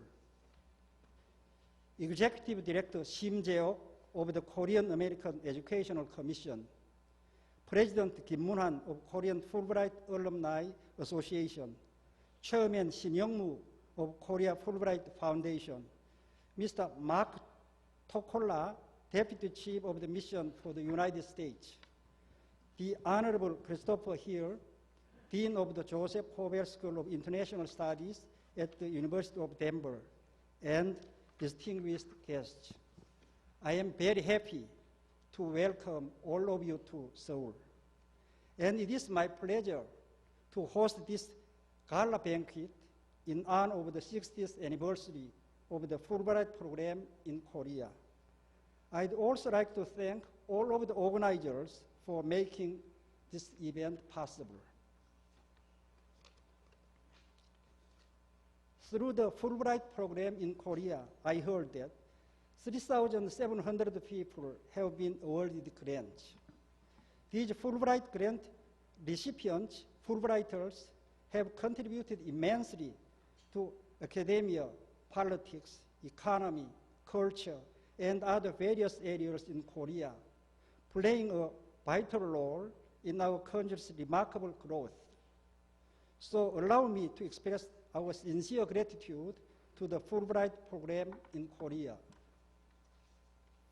I believe that this program will further increase mutual understanding between our two countries, Korea and the United States through active educational and cultural exchange programs.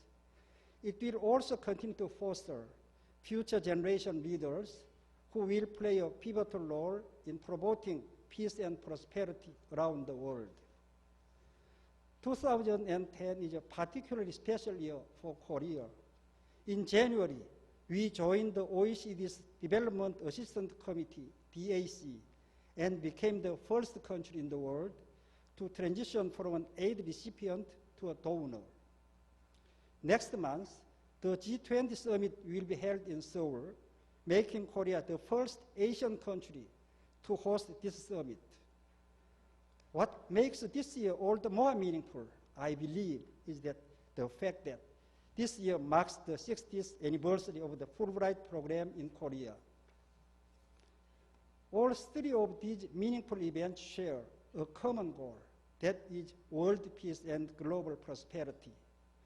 The DAC's ODA activities, the G20 member countries' policy coordination efforts, and the Fulbright program's international education exchanges all aim for peace and prosperity, taking root in every corner of the world.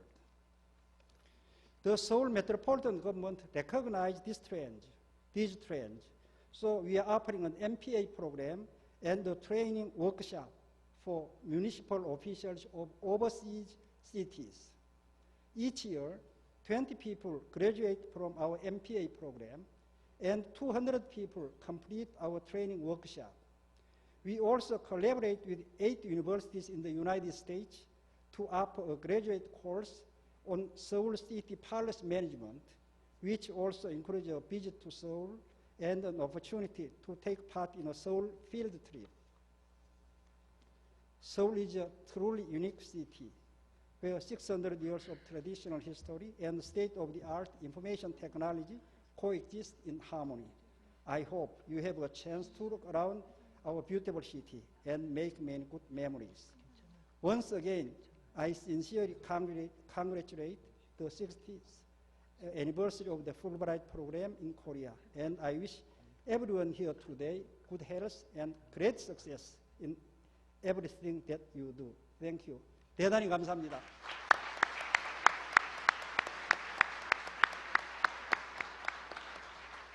예, 감사합니다. 다음 만찬사는 미국 풀브라이트 포린 스칼러십 보드의 로버트 맥컬럼 이사께서 해주시겠습니다. 미국 풀브라이트 포린 스칼러십 보드는 방대한 풀브라이트 프로그램의 모든 규칙을 만드는 최고 의결 기구입니다. 그리고 그 이사직은 미국 대통령의 지명을 받아야 하는 아주 중요한 직책입니다. 그리고 맥컬럼 이사님은 법무부 고위 관료를 거쳐서 호주 주재 대사도 역임하셨습니다. Thank you very much, Vice Mayor Kwon. And now the Honorable Robert McCallum, who was appointed to J. William Fulbright Foreign Scholarship Board by President George W. Bush in 2009, will deliver his dinner speech.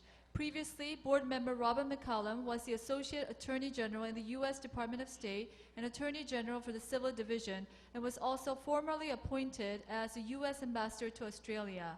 Please welcome the Honorable Robert McCallum.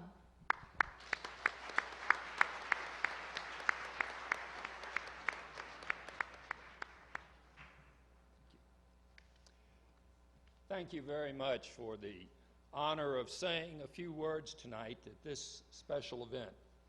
I wish to thank the representatives of the 3 organizations responsible for this anniversary celebration: Yu Moon Shin, chairman of the Korean Fulbright Foundation; Moon Won Kim, president of the Korean Fulbright Alumni Association; and of course, Mrs. Jae-ok Shim, executive director of the U.S. Korean Fulbright Commission.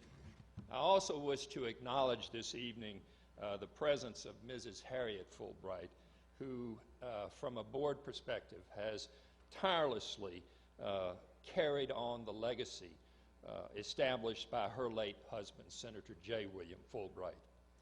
Speaking for all the members of the J. William Fulbright Scholarship Board and our chairman, Anita McBride, I want to say what a privilege it is for us to serve and be associated with such a successful and important program, which strengthens the texture and character of the fabric between our two nations.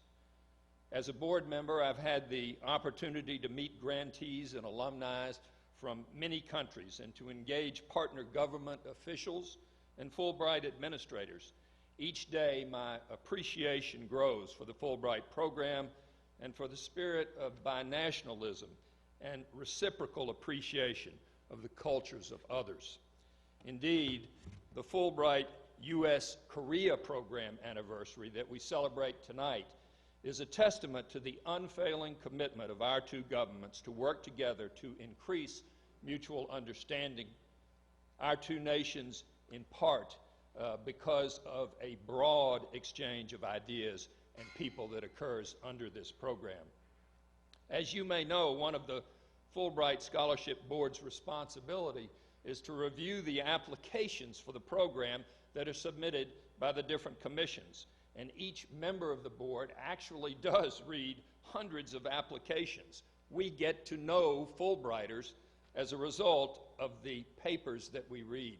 And it is a joy to do so, because through those papers, one can sense the talent, the energy, and the commitment of Fulbright scholars. However, nothing can take the place of meeting Fulbrighters on an occasion like this and be able to talk with them in person.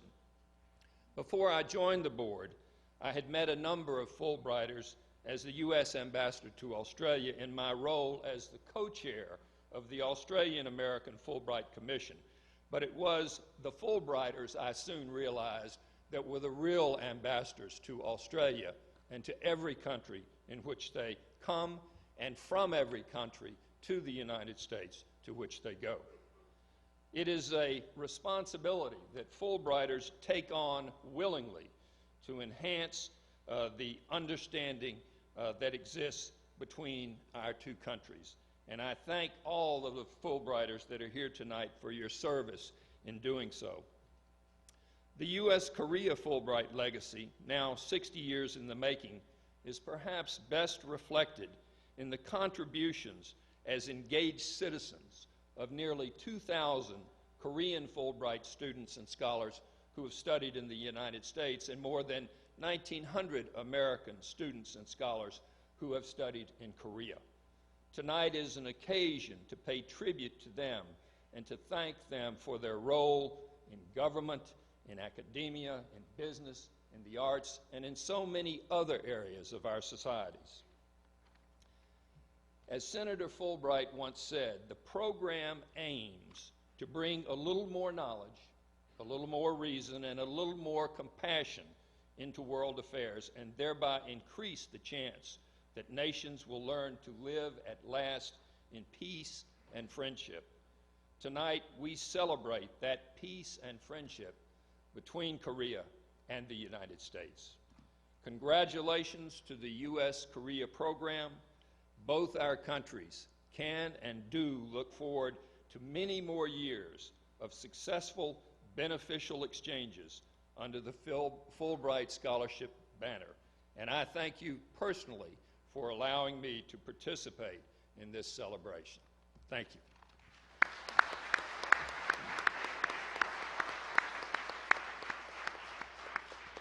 네, 감사합니다. 다음은 정말 기다리던 순서입니다. 특별히 귀한 분께서 만찬사를 해주시겠습니다. 풀브라이트 프로그램을 만드시고 아직도 정신적 지주로 계신 고 제이 윌리엄 풀브라이트 상원의원의 부인인 해리엣 메이어 풀브라이트 여사께서 멀리까지 와주셨습니다. 여사님은 그 자신 미 대통령 직속 예술인문과학위원회 위원장, 국제예술평론가의회 사무총장을 역임하시는 등 아주 활발한 사회활동을 하셨고요. 현재 제이 윌리엄 앤 해리엣 풀브라이트 센터 회장으로 계십니다. Thank you very much. Our next speech will be by a very special guest from the U.S., Mrs. Harriet Mayer Fulbright, wife of the late Senator J. William Fulbright, whose extraordinary vision as a founder of the program still rings true in our hearts, is here with us this evening. Mrs. Fulbright has formerly served as Executive Director of the President's Committee on the Arts and Humanities and was also appointed Executive Secretary of the International Congress of Art Historians at the National Gallery Center for the Advanced Study of Art. She is currently the President of the William and Harriet Fulbright Center. It is with the most heartfelt appreciation that we welcome Mrs. Harriet Mayer Fulbright.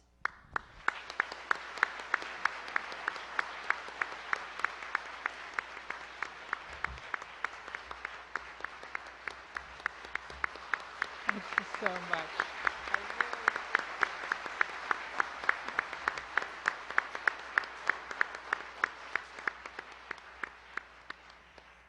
This is an amazing sight to look over these 600 people here celebrating Fulbright. It's hard for me to even think of the words. I feel like Korea is my second country. It was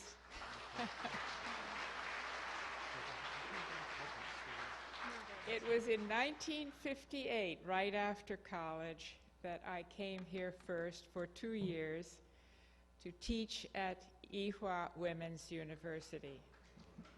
And I taught English and creative writing.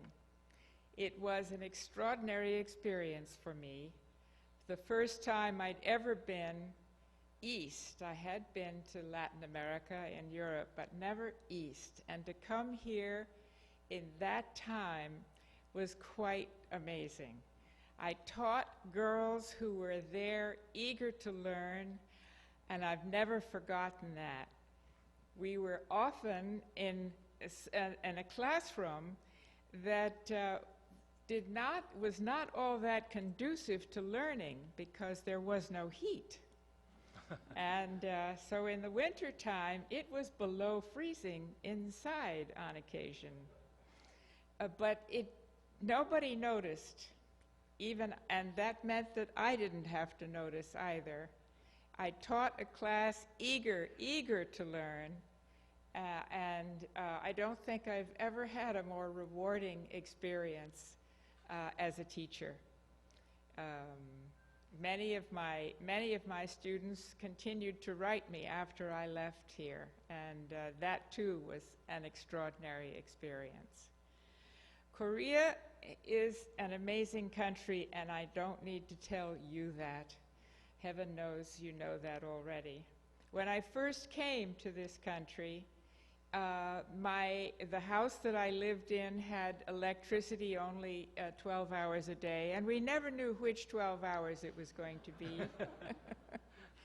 We had heat from an ondol floor, so unless you lay down, there were times when you weren't very warm.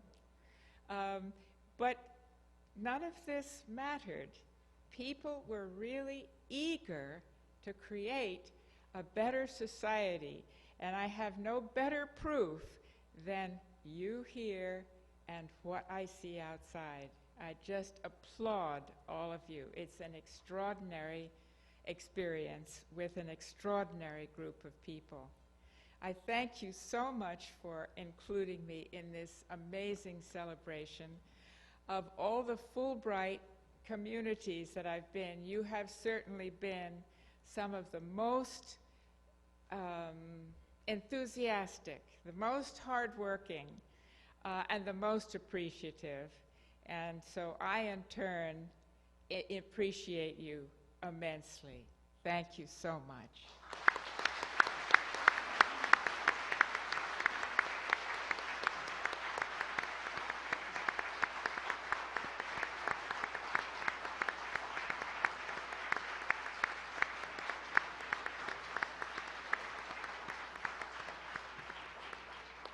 네, 감사합니다. 풀브라이트 의원님은 이 세상에 지금은 안 계시지만 여사님께서 여기 계신 덕에 풀브라이트 의원님도 마치 여기 함께 계신 듯한 그런 느낌이 듭니다. Thank you very much, Mrs. Fulbright. With your presence here this evening, we cherish our memory of the late Senator Fulbright and his honorable vision. Once again, ladies and gentlemen, a warm applause of appreciation to Mrs. Harriet Mayer Fulbright.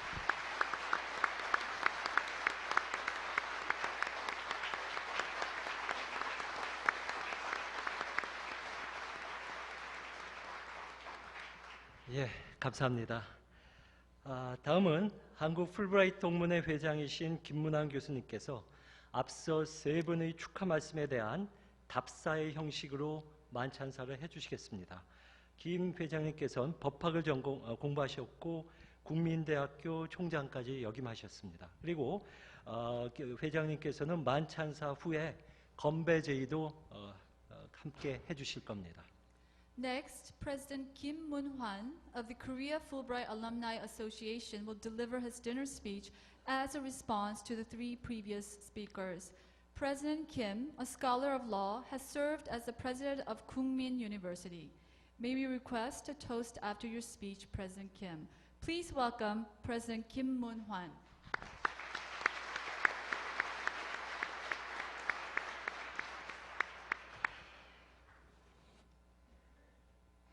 I'm very delighted to meet all of you. As you all came to know second ago, I am Kim Moon-hwan, the president of Korean Fulbright Alumni Association. I am deeply, deeply grateful for the distinguished guests as well as every and each one of you to attend this event, not the least because I imagine that you should have many places to go and other work to do.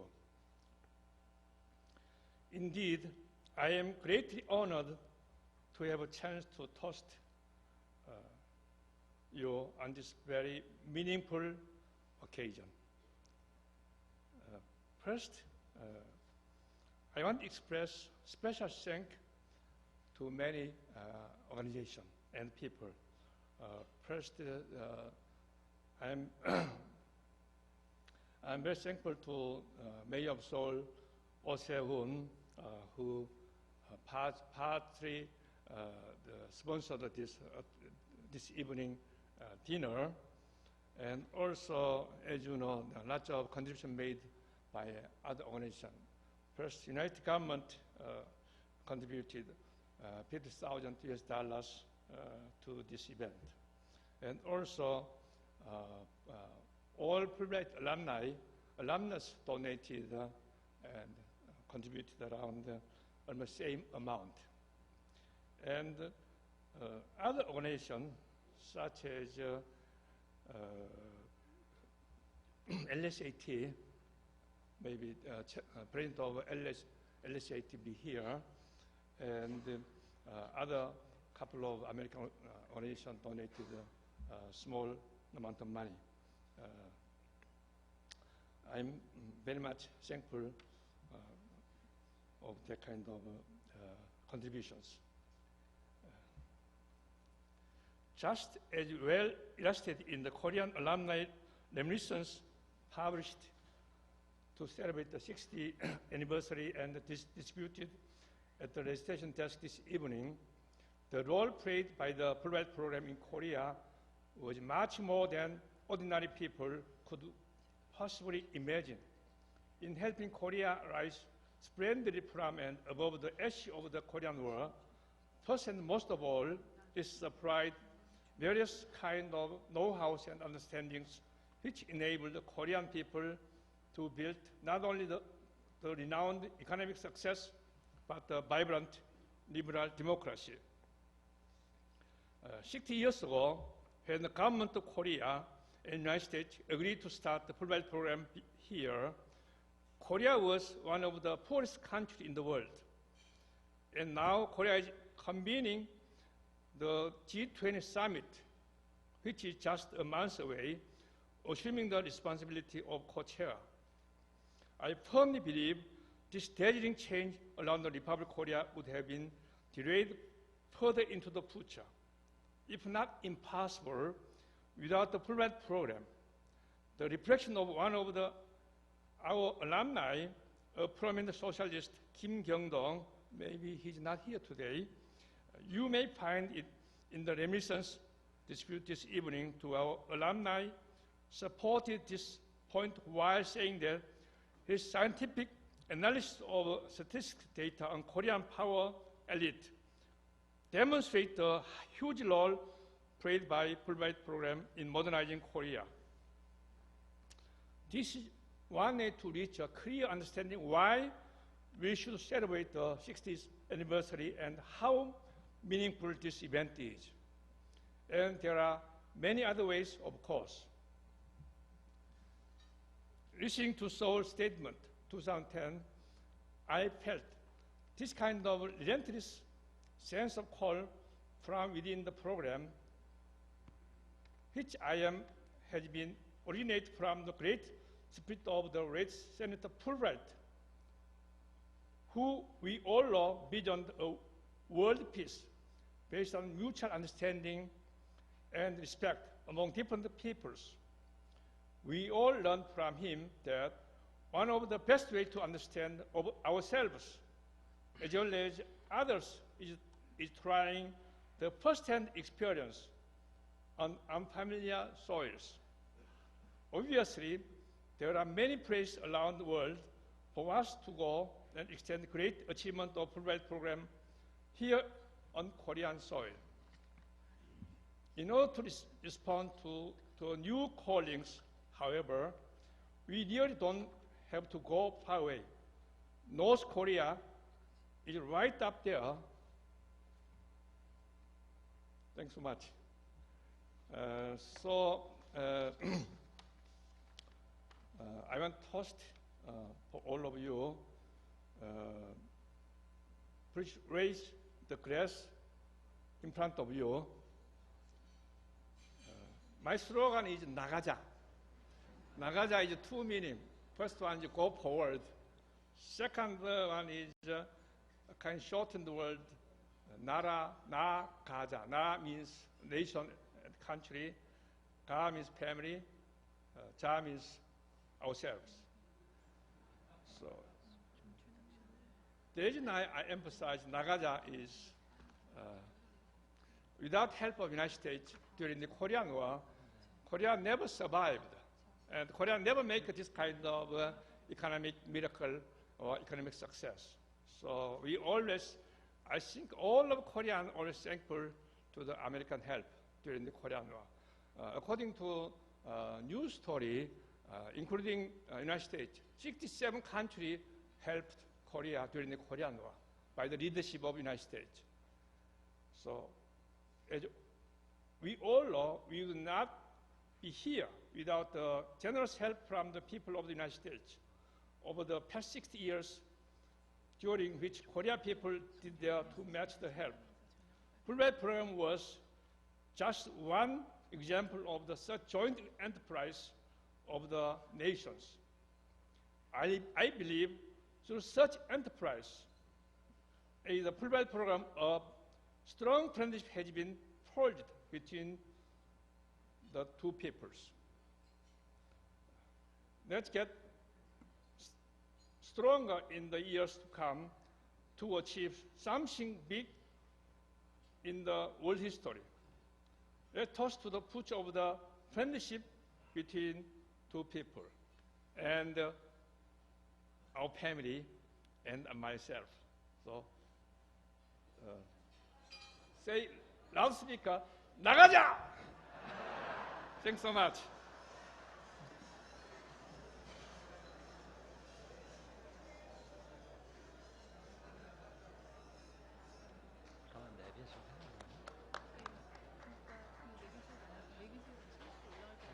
그렇죠. 그래서 그동안 서브 알겠습니다.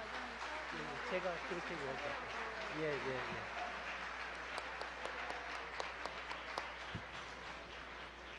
예, 감사합니다.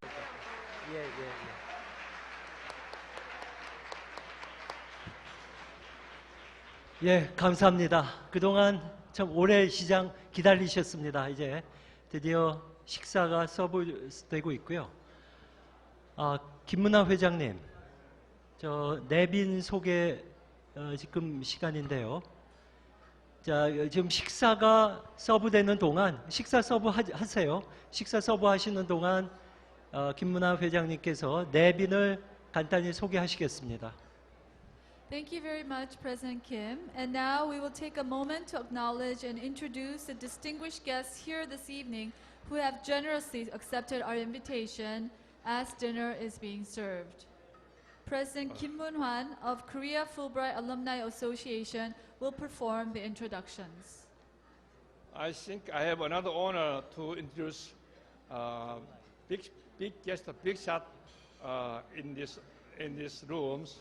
Even if I think all of you are big guests of tonight, I want to say some people who are regarded the big shot, the big guest. As introduced, first Mrs. Harriet Fulbright and Christopher Hill, former ambassador of Korea, Mr. Han Sung-ju, former Minister of Foreign Affairs, and also Elena Romanovsky, who is working in the U.S. government, and Mark Tokola, Deputy Chief of Embassy. So I hope all of you, which I called, please stand up. Please stand up. Okay. And second one is former Korean American Education Commission Executive Directors, Mr. Frederick E. Carrier and Dr. Horace Underwood. Please stand up. Yes.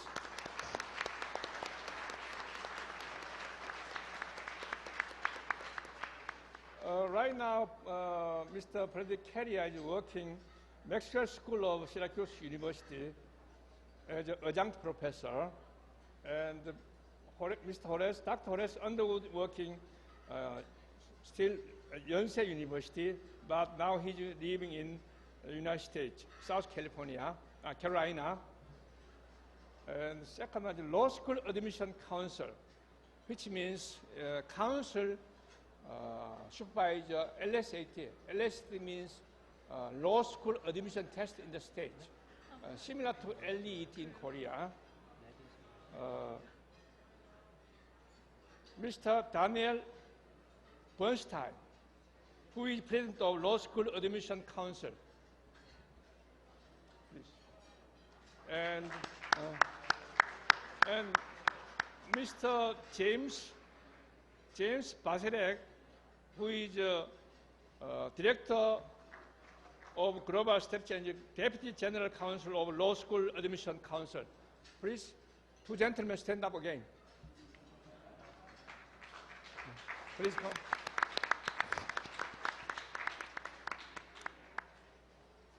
And from East West Center, Mr. Charles E. Morrison, who is President of East West Center. Mr. Morrison. 안 오셨어요? Mr. Morrison? I'll say again. Unfortunately, he's not here right now.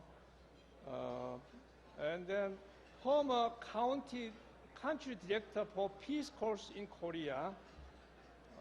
I will say two gentlemen. First, Mr. John Keaton, who is former president of Korea. Also, he is former country director for Peace Corps Korea. Now he is living in the Rockville, Maryland. And Mr. James E.H. Mayer. 안 돼요? Okay. So again, 잘 안 들려. Mr. James E.H. Mayer, who was former Peace Corps country director from 1978 to 1981. Now he's working Airtran Airways. Please stand up, two gentlemen.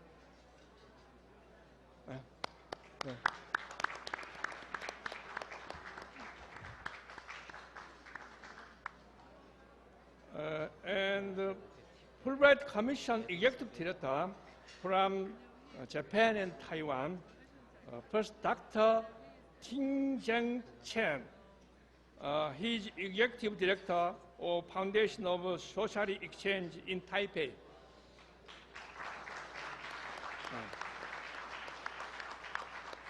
And Dr. David H.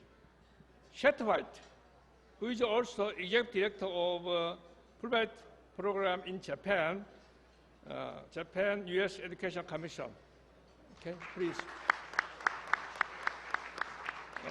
Dr. Shetwhite was Fulbright Scholar as well in 1986.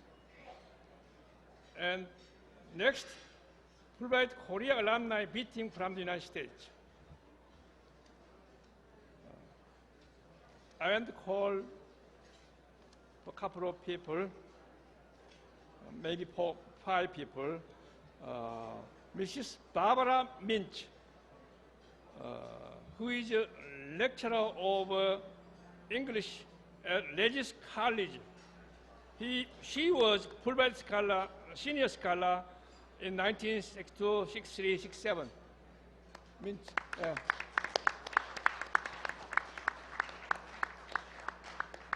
And Dr. Edward Schultz, who is Dean of School of Pacific and Asian Studies of University of Hawaii and Manoa. He also was Fulbright Scholar in 1973, 82, and 2005. Schultz.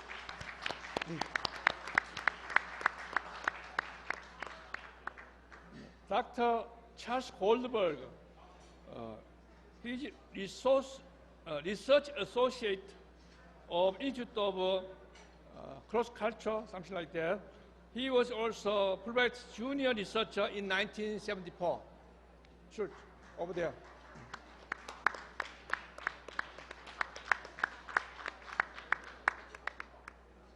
Dr. Donald Baker, who is professor of University of British Columbia. Baker. Yeah. He has a beautiful Korean wife. And Professor Robert Schwartout, he is professor and chair of Department of History at Carroll College in Helena City of Montana. He was also Fulbright Scholar in 1986. His wife is also Korean, Mrs. Kyung-ok Schwartout, please. No?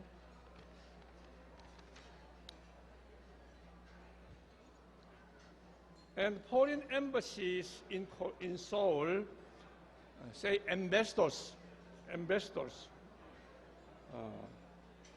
His Excellency Hernan Brantes, who is ambassador of Chile, ambassador of Chile. Chile is a country which we have FTA agreement beforehand. Maybe people who is underground will be rescued in a couple of days. And Ambassador Chua Tai Kyung, Ambassador of Singapore. Ambassador of Singapore.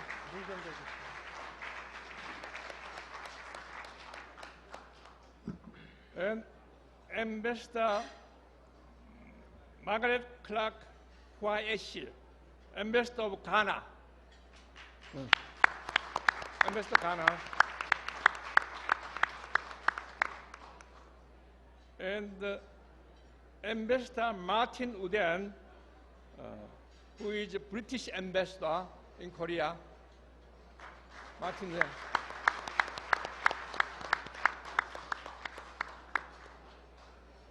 And U.S. Embassy in Jakarta, Mr. George Schultz. George Schultz.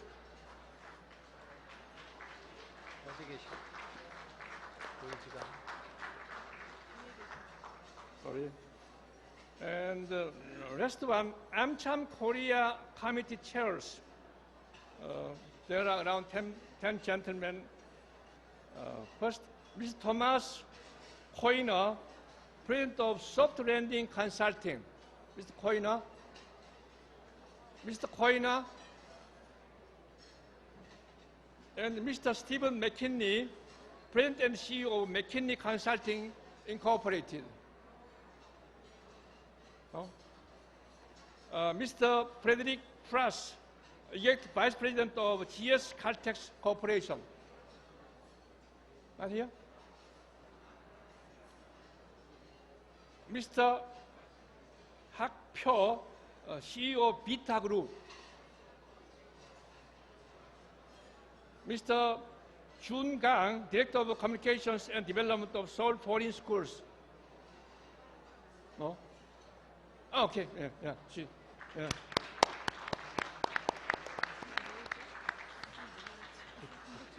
Sorry, Miss 미안합니다. Mr. Michael Pay, who is Director of U.S. Agricultural Trade Office. Michael Pay.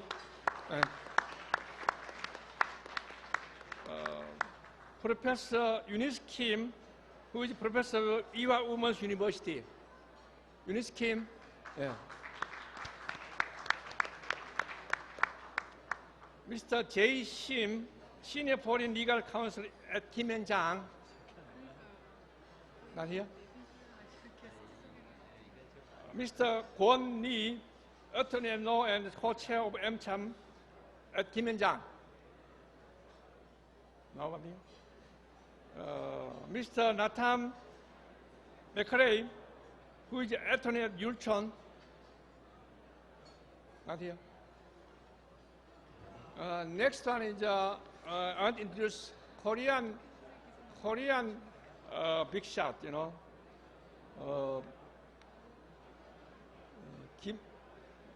Mr. Kim Chun-jin, who is a member of parliament. Kim Chun-jin 의원님 가셨습니까? 김춘진, 네, 감사합니다. Miss 박영아, who is also a member of parliament. 박영아. Okay. Mr. Bakshil, who is former parliament member, and he is vice chief of Association of Constitutional Government of Korea. 박실. Mrs. Lee Yeon-suk, former minister, as well as former parliament member. 이연숙 장관님.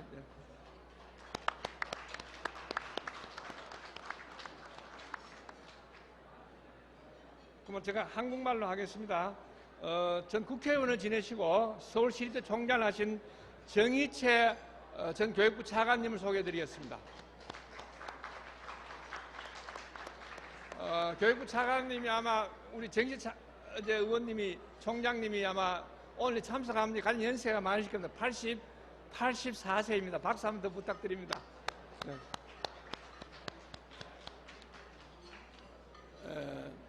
다음 우리 정정길 전 울산대 총장이시고 바로 직전에 대통령 비서실장을 하신 정정길 총장님을 소개해드리겠습니다. 우리 정정길 실장님과 조금 전에 소개해드린 정희채 총장님은 행정관이십니다. 행정관이십니다. 예. 박수, 큰 박수 한번 부탁드립니다.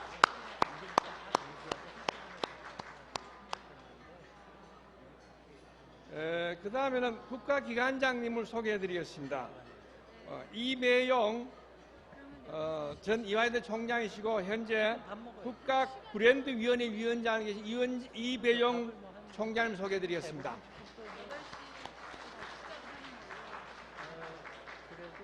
그 다음 김태환 교육개발원 원장님을 소개해드리겠습니다. 김태환 원장님 어디 계십니까?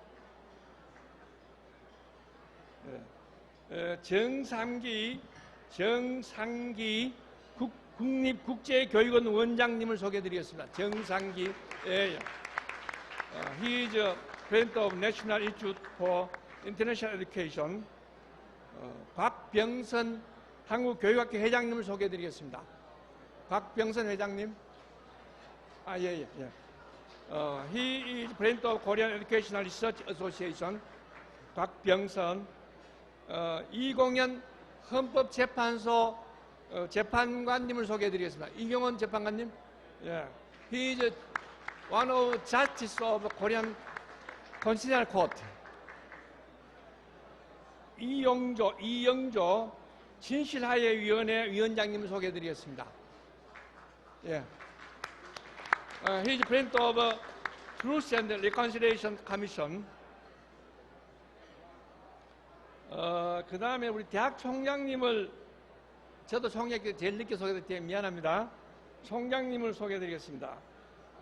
김영길 한동 총장님 오셨습니까? 안 보시네요. 예. 나동일 우석대 총장님 안 보시네요. 이승우 군장대 총장님, 가셨어요? 예. 이현청 상면대 총장님 안 보시네요. 예. 이원우 꽃동네 현도사회복지대학 총장님, 이원우 총장님 안 보시네요. 홍기영 중원대 총장님, 예, 홍기영 총, 예. 그다음에 신대현 건양대 명예총장님, 예, 신대현, 예, 저쪽에 계십니다. 그다음 김병수 연세대 전 총장님 안 오신 것 같습니다. 정창영 전 연세대 총장님, 예, 이쪽에 계십니다. 박수, 큰 박수 부탁드립니다. 이동희 서울산업대 전 총장님, 이동희 총장님, 예, 저쪽에 계십니다. He was president of Seoul National University of Science and Technology beforehand. 그 다음에 박근우 동아대 전 총장님 안 오셨습니까? 예, 감사합니다.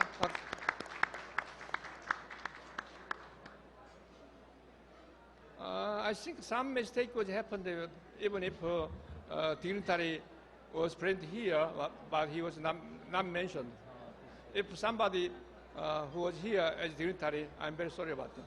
하여튼 감사합니다. Thank you very much.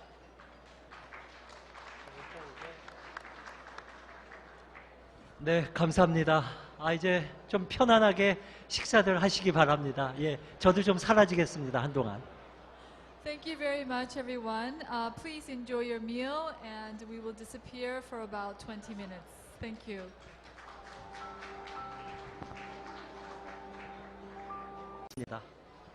As you are still eating and as we proceed to the desserts, we will return to our program and begin part 4 of tonight's program.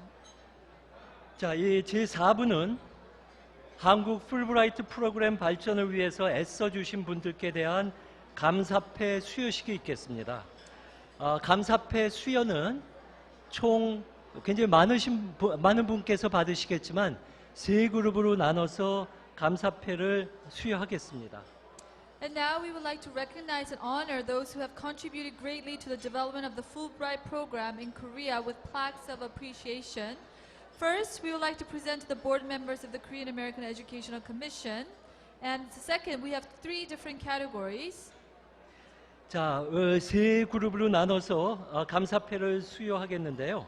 먼저 한미교육위원단 KAEC 이사님들께 대한 감사패를 증정하겠습니다.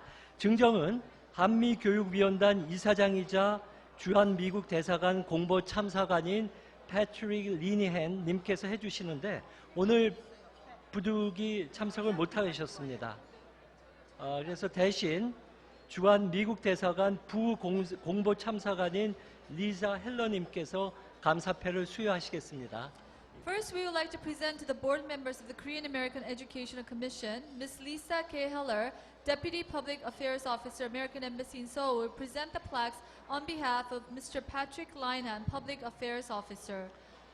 저희가 감사패를 준비하는데 약간 좀 시간이 걸릴 것 같습니다. 조금만 기다려 주시기 바랍니다. 네. 자, 감사패를 저희가 준비하는 동안 감사패를 받으시는 분들을 제가 소개를 하도록 하겠습니다. 먼저 한미교육위원단 이사로 계신 강신택 교수님을 소개합니다. 강신택 교수님은 제가 다 소개한 다음에 박수를 쳐주시기 바랍니다. 강신택, 시간 관계상 강신택 교수님은 서울대 행정대학원 명예교수로서 풀브라이트 프로그램 위에 오랫동안 수고해 주셨습니다. 저 강 교수님 죄송하지만 앞으로 좀 나와 주시고요. 그 다음에 계속 제가 몇 분을 좀 호명하겠습니다. 황정윤 한미교육위원단 이사님께서도 감사패를 받으시겠습니다. 황 이사장님은 서울대 영문과 명예교수님이십니다. 황 교수님 앞으로 좀 나와 주시고요. 다음은 윤복자 한미교육위원단 이사님께서도 감사패를 받으시겠습니다. 윤 이사장님은 연세대 주거환경학 명예교수이시고 한국 풀브라이트 동문회 전임 회장이시기도 합니다. 그리고 다음은 제프리 존스 한미교육위원단 이사님께도 감사패 수여가 있겠습니다. 제프리 존스 이사님 오셨나요, 오늘? 오늘 부득이 참석을 못하셨습니다. 다음으로는 에드워드 리드 한미교육위원단 이사님께서도 감사패를 받으시겠습니다. 리드 이사님은 아시아재단 한국사무소 대표로 계십니다. Yes, we'd like to quickly introduce the five awardees, but only four people are here today. The first awardee is Professor Kang Shin-taek. Professor Kang is a professor emeritus in the Graduate School of Public Administration at Seoul National University. And our next recipient is board member Hwang Jong-yoon, professor emeritus at Seoul National University. Our third recipient is Professor Yoon Bok-ja, professor emeritus of Housing and Interior Design at Yonsei University, also a past president of Korea Fulbright Alumni Association. And we have Dr. Edward Reed, who is currently a representative of the Asia Foundation Korea office. Thank you all, and please come to the front. 자, 상패 준비됐죠? 먼저 강신택 교수님 상패 준비되셨죠? 자, 그럼 강신택 교수님께 대한 상패를 우리 김민정 교수님께서 영어로 된 건데 읽으시겠습니다. Plaque of Appreciation. The Korean American Educational Commission, in celebration of the 60th anniversary of the Fulbright program in Korea, presents this plaque to Dr. Shin-taek Kang in recognition of his distinguished service to the Commission and his support for cultural and educational exchanges. October 9, 2010, Patrick J. Linehan, Chairman, Korean American Educational Commission Board. Please give a warm round of applause.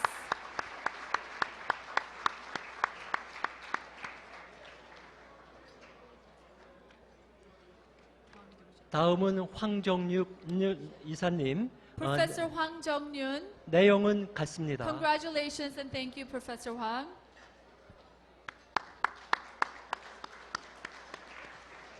Professor Yoon Bok-ja. Congratulations and thank you, Professor Yoon. Dr. Edward Reed. Congratulations and thank you, Dr. Reed. Thank you all. 자, 여러분 이 상패를 받으신 이분께 우리와 같은 박수로 환영을 해주시기 바랍니다. Please give them a warm round of applause.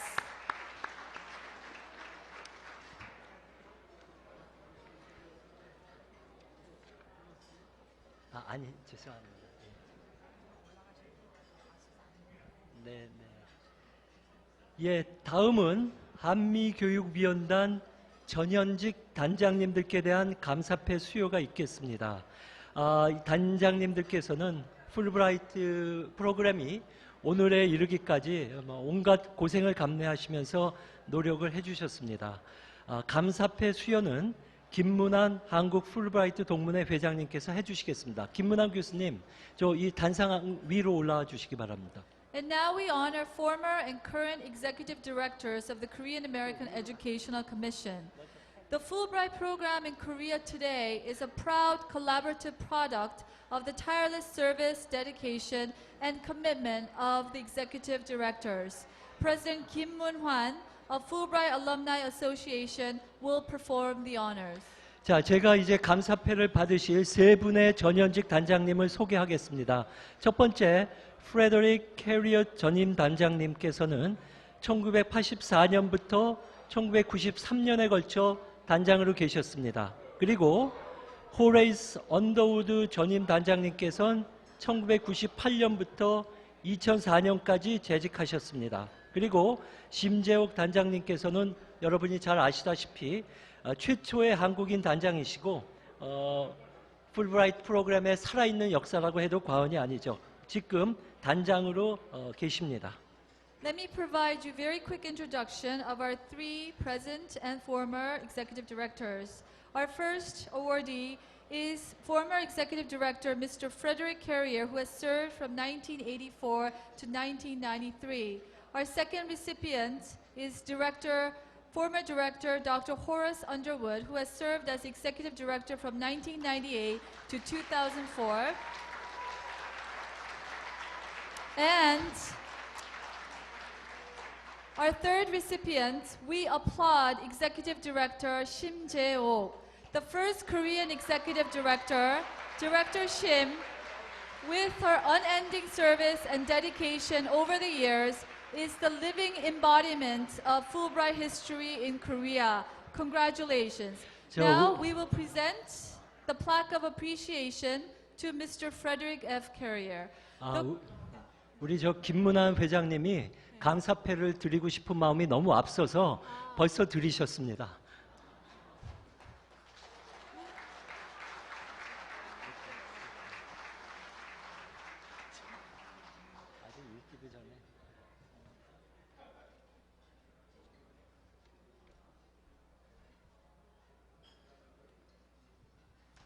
Congratulations and thank you.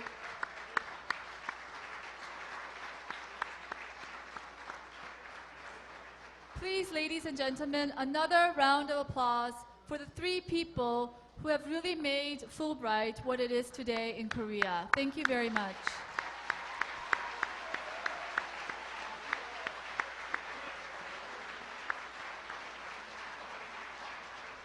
감사합니다. 원래 순서에는 감사패 내용을 읽는 순서가 있었는데 우리 김 회장님이 너무 빨리 드리고 싶은 이 반가운 마음에 그래서 감사패 내용은 아까와 거의 동일합니다. 자, 다음은 한미교육문화재단의 전임 이사장들께 대한 감사패 수여가 있겠습니다. 수여는 신영무 현 한미교육문화재단 이사장님께서 해주시겠습니다. 신 이사장님은 법무법인 세종의 대표 변호사로 계십니다. And now plaques of appreciation will be presented to the board members of the Korea Fulbright Foundation. Chairman Shin Young-moo, senior partner at Kim and Shin, will do the honors. 신영무 이사장님, 그리고 준비되셨죠? 어느 분? 네. 자, 먼저 안병만 전 이사장님께 대한 감사패가 있겠습니다. 안 이사장님은 앞서 기조연설을 해주셨고 그때 간략히 소개를 드렸지만 한국 외대 총장을 거쳐 교육과학기술부 장관으로 계셨습니다. First, we commend former Chairman An Byung-man. Dr. An, who has delivered his keynote speech this evening, is a former president of Hankuk University of Foreign Studies and former Minister of Education, Science and Technology. Congratulations, Dr. An. 감사패를 읽도록 하겠습니다. The Fulbright Plaque of Appreciation, the Fulbright Foundation, the Korea Fulbright Foundation, in celebration of the 60th anniversary of the Fulbright program in Korea, presents this plaque to Dr. An Byung-man in recognition of his distinguished service to the Korean American Educational Commission and his support for cultural and educational exchanges. October 9, 2010, Youngmoo Shin, Chairman, Korea Fulbright Foundation. Congratulations and thank you, Dr. An. 다음은 고 한상준 전 이사장님께 대한 감사패 수여가 있겠습니다. 고 한 이사장님은 한양대 총장을 역임하신 바 있습니다. 오늘 감사패는 가족께서 대신 받으러 오셨습니까? 예, 고 한상준 전 이사장님의 가족께서 대신 감사패를 받으러 오셨습니다. And now we honor former chairman, the late Dr. Han Sang-jun, who has served as the president of Hanyang University. His family is here with us today to accept the honor. Congratulations and thank you.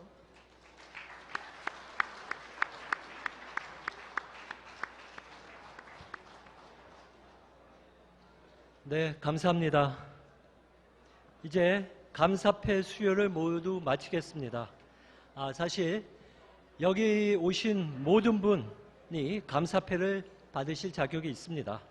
그러나 꼭 감사패를 위한 것이 아니더라도 앞으로 우리 모두 한국 풀브라이트 프로그램 발전을 위해서 더욱 노력해야 되겠다는 그러한 다짐을 해봅니다. Everyone in this room today all deserve recognition for their various contributions. The presentation of plaques has been a self-reflective moment for all of us here in this evening to try harder for the future of Fulbright in Korea. 자, 이제 제 4부 또 식사 다 끝난 것 같습니다. 이제 5부 공연 순서로 넘어가겠는데요. 공연 준비를 하는데 약간의 시간이 들 것 같습니다. 그래서 잠시 장례를 정돈하도록 하겠습니다. 감사합니다. And now, as a way of genuinely experiencing this festive spirit of the commemorative anniversary, congratulatory musical performances will follow. You can refer to the program for titles of songs and information on performance.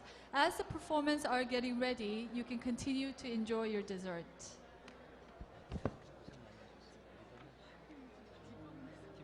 장례가 정돈되는 대로 공연을 시작하겠습니다.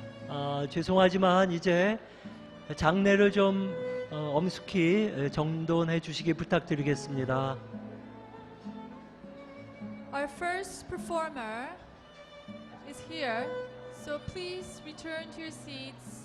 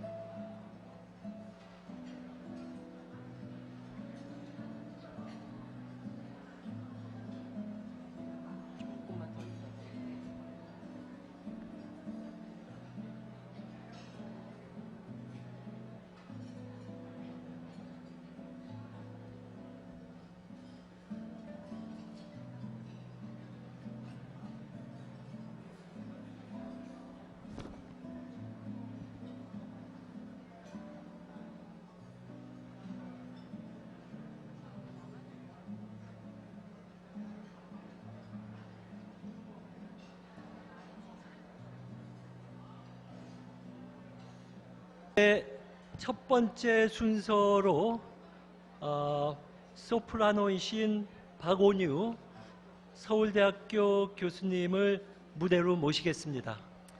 The first performance will be a vocal solo by soprano Park On-yu, adjunct professor at Seoul National University. Please welcome Professor Park with a big round of applause.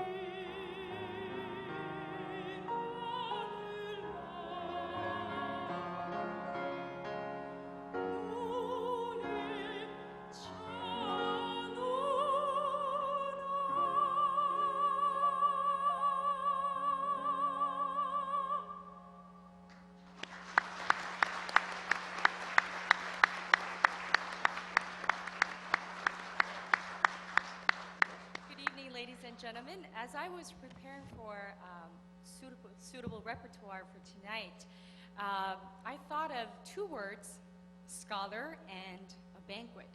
So the next three songs will be by an American composer named Samuel Barber. Perhaps you might have heard his music from the movie Platoon. His Adagio for Strings was featured there. The first song is about a monk or a scholar and his cat. Please listen carefully for the cat walking through the keyboard, the piano keyboard.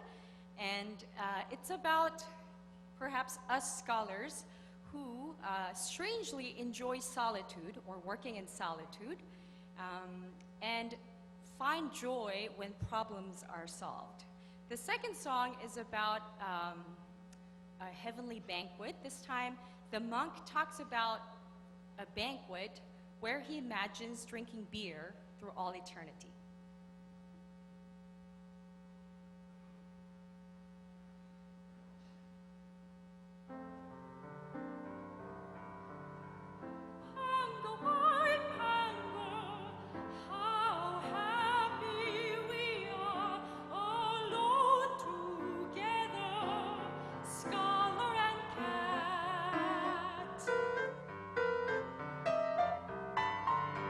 Each has his own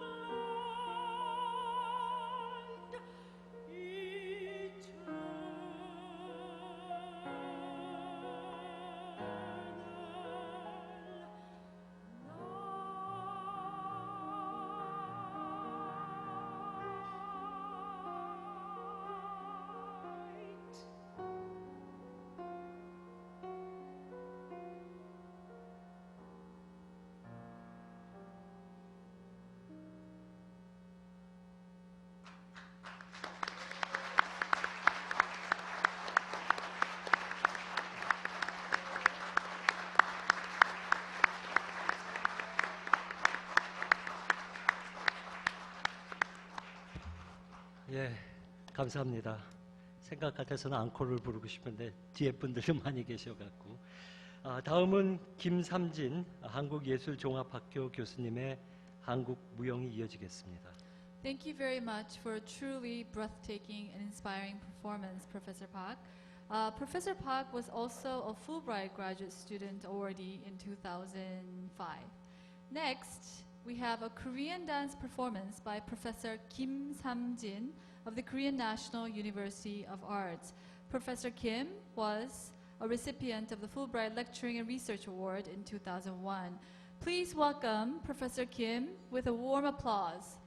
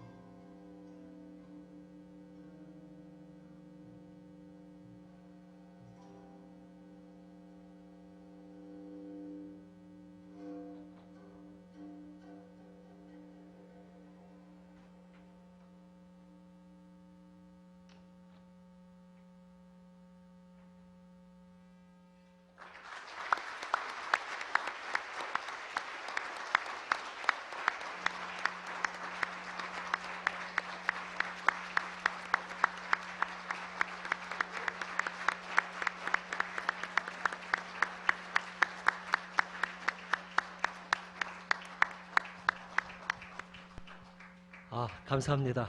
숨이 막힙니다. 우리 저 한국 풀브라이트 동문들은 다 이렇게들 대단하십니다. 다음은 독창 순서가 되겠습니다.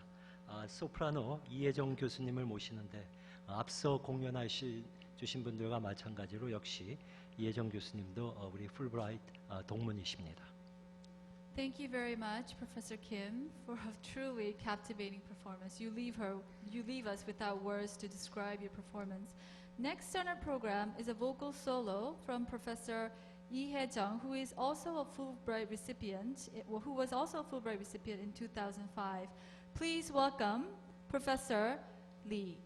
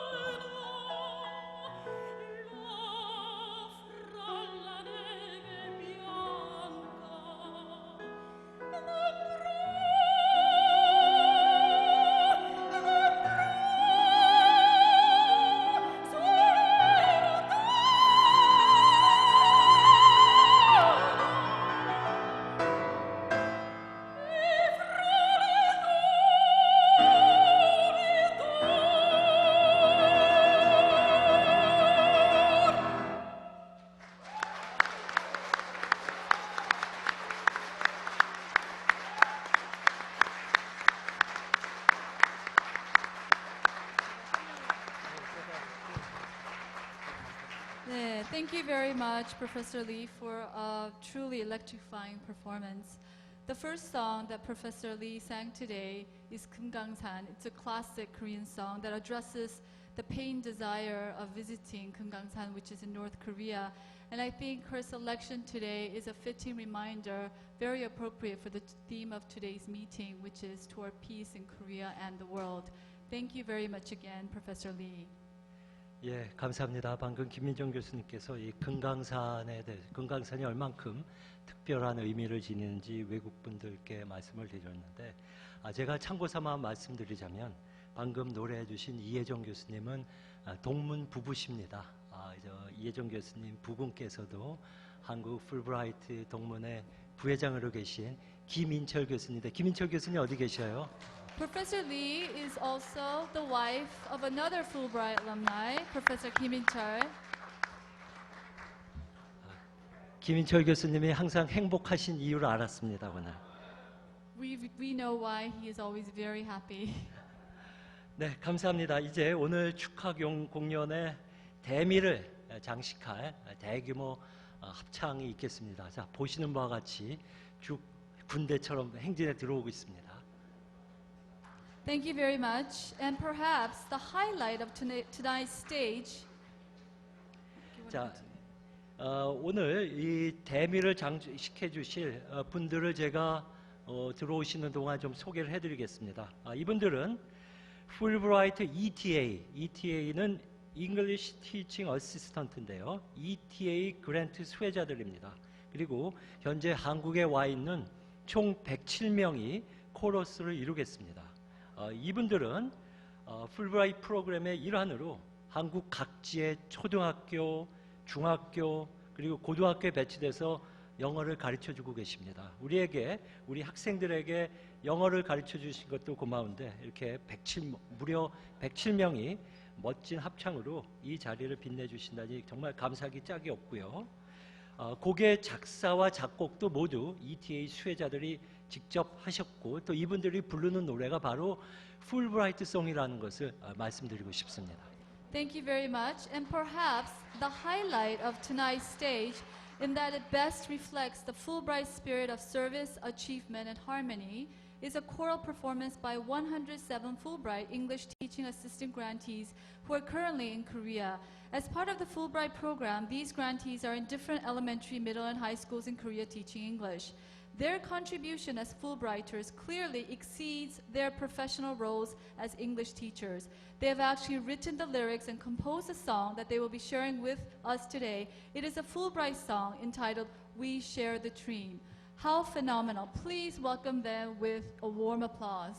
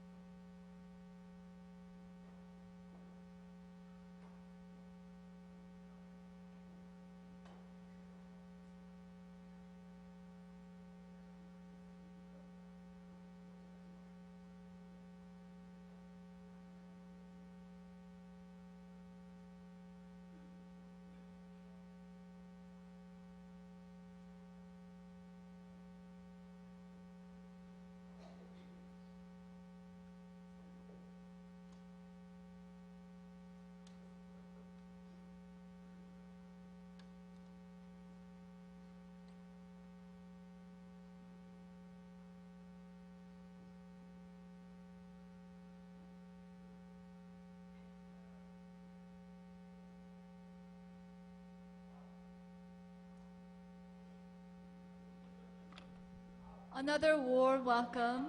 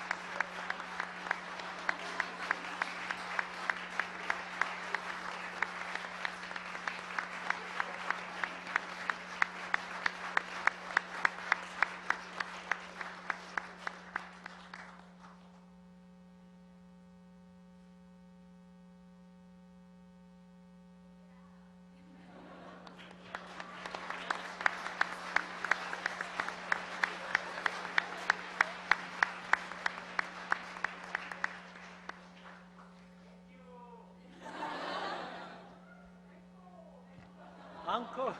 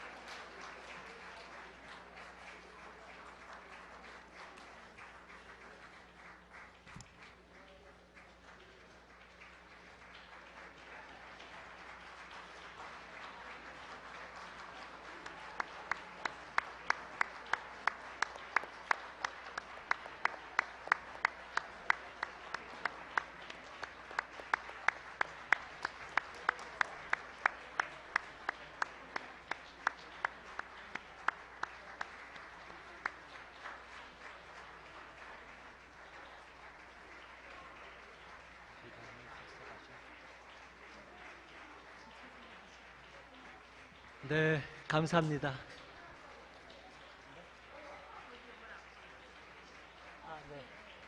주최 측에서는 포디움을 단상으로 올려놔 주시기 바랍니다.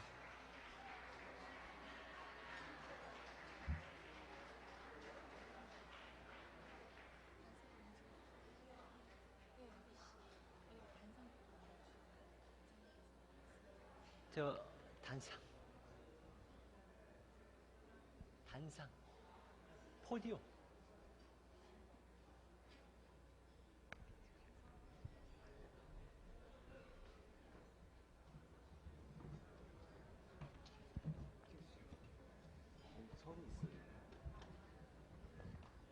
네, 감사합니다. 이제 아쉽지만 오늘 행사를 마무리할 때가 되었습니다. 여러 시간에 걸쳐서 끝까지 자리를 지켜주신 여러분께 깊이 감사드립니다. 심재옥 우리 한미교육위원단 단장님께서 폐회의 말씀을 해주시겠습니다. 예, 심 단장님을 모시겠습니다. And now, as we approach the closing of this momentous evening, we'd like to sincerely thank you again for joining us today. And now, Executive Director Shim will deliver her closing remarks. Please welcome Director Shim.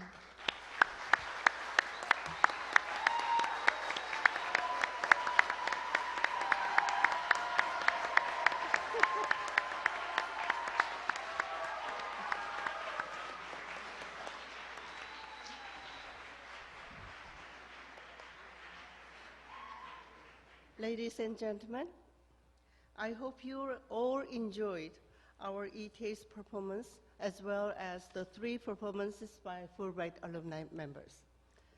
What you just heard was truly a collaborative effort by Fulbright Korea alumni.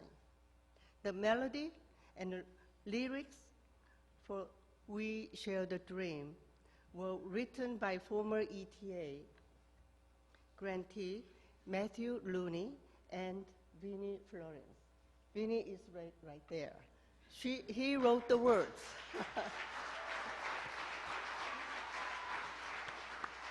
With vocal and instrumental arrangement by the father of our lovely conductor, Emily Kim Goldsmith,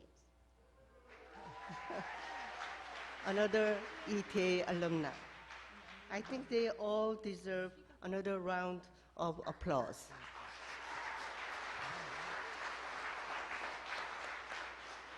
Somehow, I drove them crazy because they had to practice the song.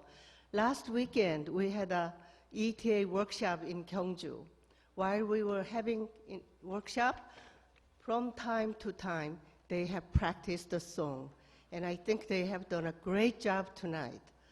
Thank you so much, all ETAs.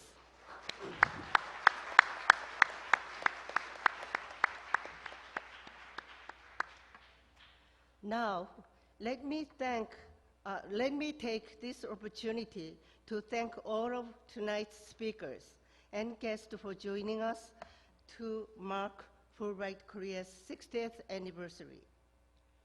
Tonight's celebration is much more than an anniversary.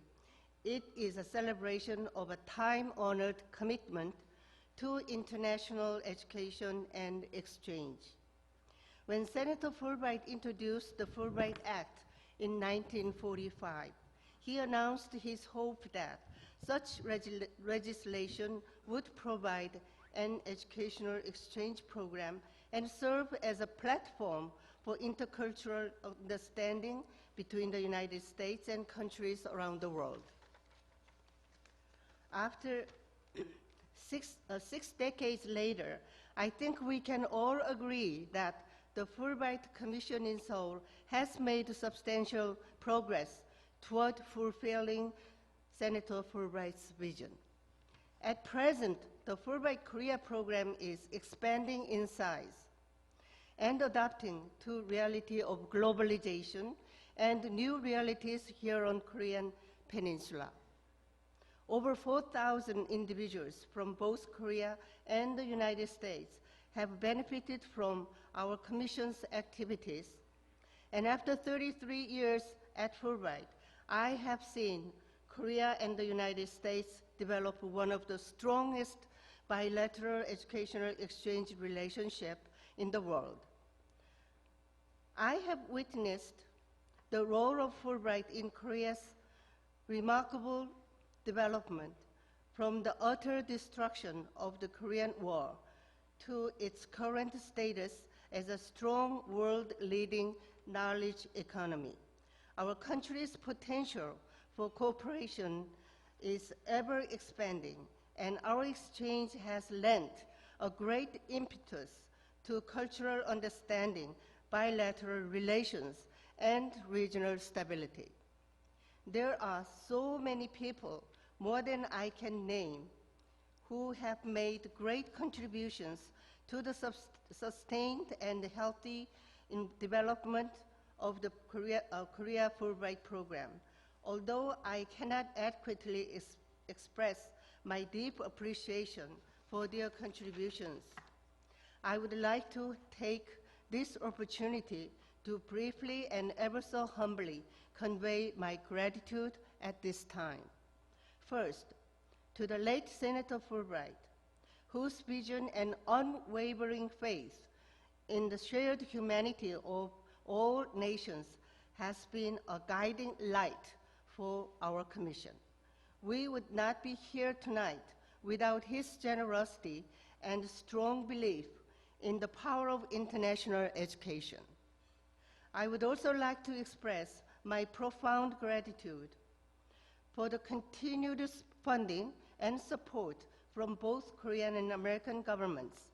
Thanks to their assistance, our program has had the opportunity to evolve from the humble beginnings and become one of the most successful Fulbright commissions in the world. Furthermore, my heartfelt thanks go out to the Korea Fulbright Alumni Association members, whose generous support has aided us tremendously, not only in our 60th anniversary preparations, but also in the development of a strong and active Fulbright Korea community. I would also like to recognize our Fulbright staff, whose behind-the-scene work may sometimes go unnoticed, but is never unappreciated. Even last night, they have worked until 12:30. We've been working very late these days to prepare and to make this occasion a successful one. Thank you for making the 60th anniversary celebration worthy of this occasion.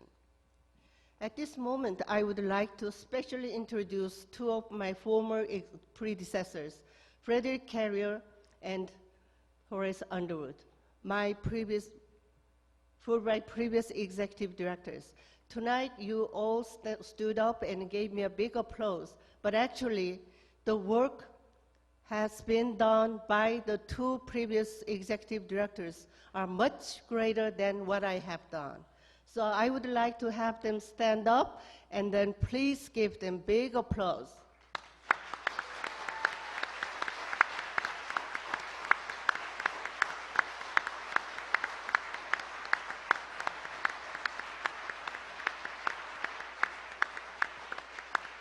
But you know it's not true. She did all the work. When I was executive director, my life was easy because she was my deputy. Thank you. And also, I would like to have my board members stand up because they have been supporting the Fulbright Commission very, very well and much. And then there wasn't anything they opposed to what we have been presenting to the board meetings. Please stand up, all the board members.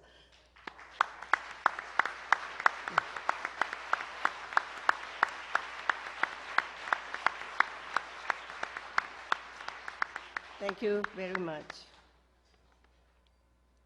I am confident that the next 60 years will present our Commission, the government of Korea and the United States, and its people with countless challenges.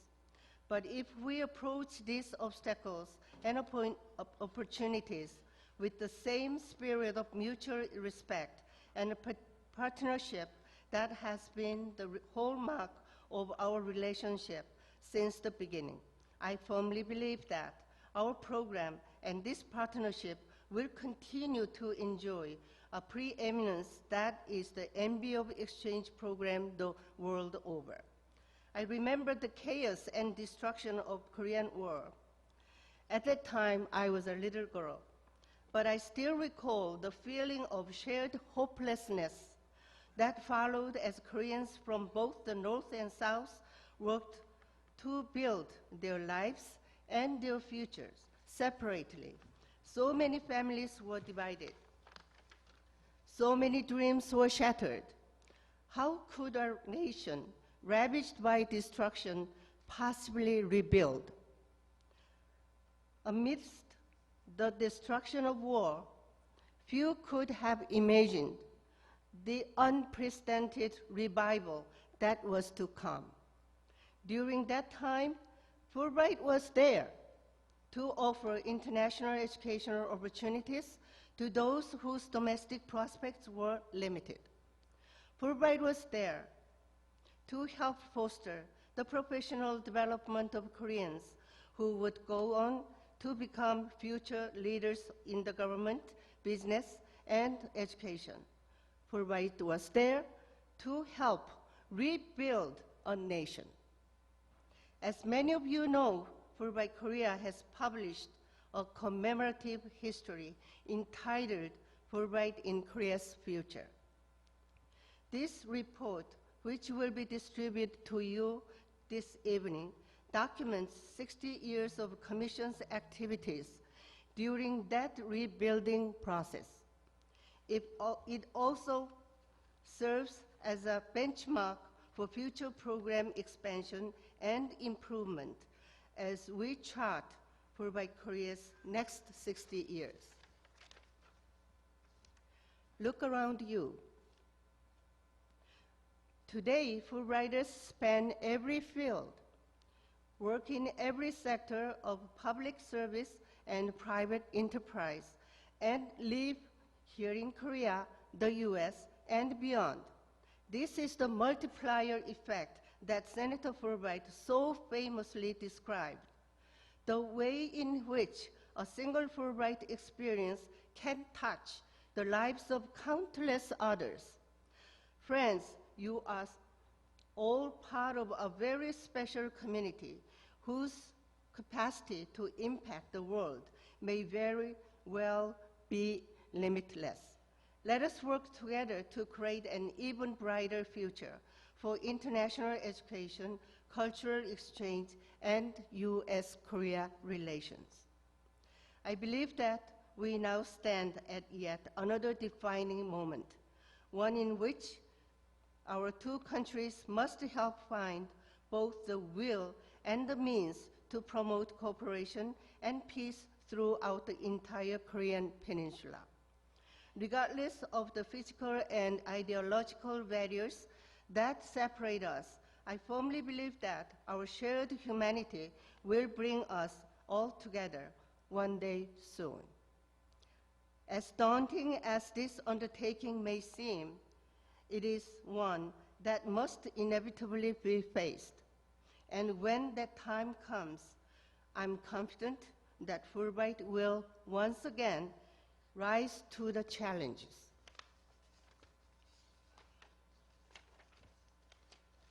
So before I step down from this podium tonight, let me make one request of all present, that each of you continue to live Senator Fulbright's vision and remain open to new experiences, new cultures, and new opportunities. Let us dare, as he did, to endeavor, trust in humanity, and believe in peace. I can hardly express tonight what an honor it has been to stand before you this evening. Your individual contributions to the success of our commission have been a true blessing, the collective of which has been an outstanding legacy in international exchange and cooperation. For this, the Commission, Fulbright community, and I are eternally grateful. Thank you so very much. Thank you very much.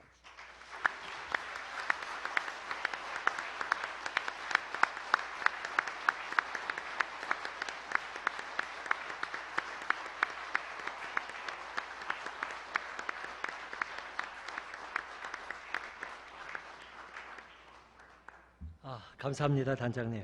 뭉클한 느낌이 듭니다. 자, 이것으로 모든 행사를 끝내겠습니다. 네, 단장님 말씀하셨다시피 Finally, as a closing note to this evening, we earnestly hope to be in your presence for Fulbright Korea's 70th anniversary celebration 10 years from now. Until then, thank you and goodbye. 수고하셨습니다. 감사합니다.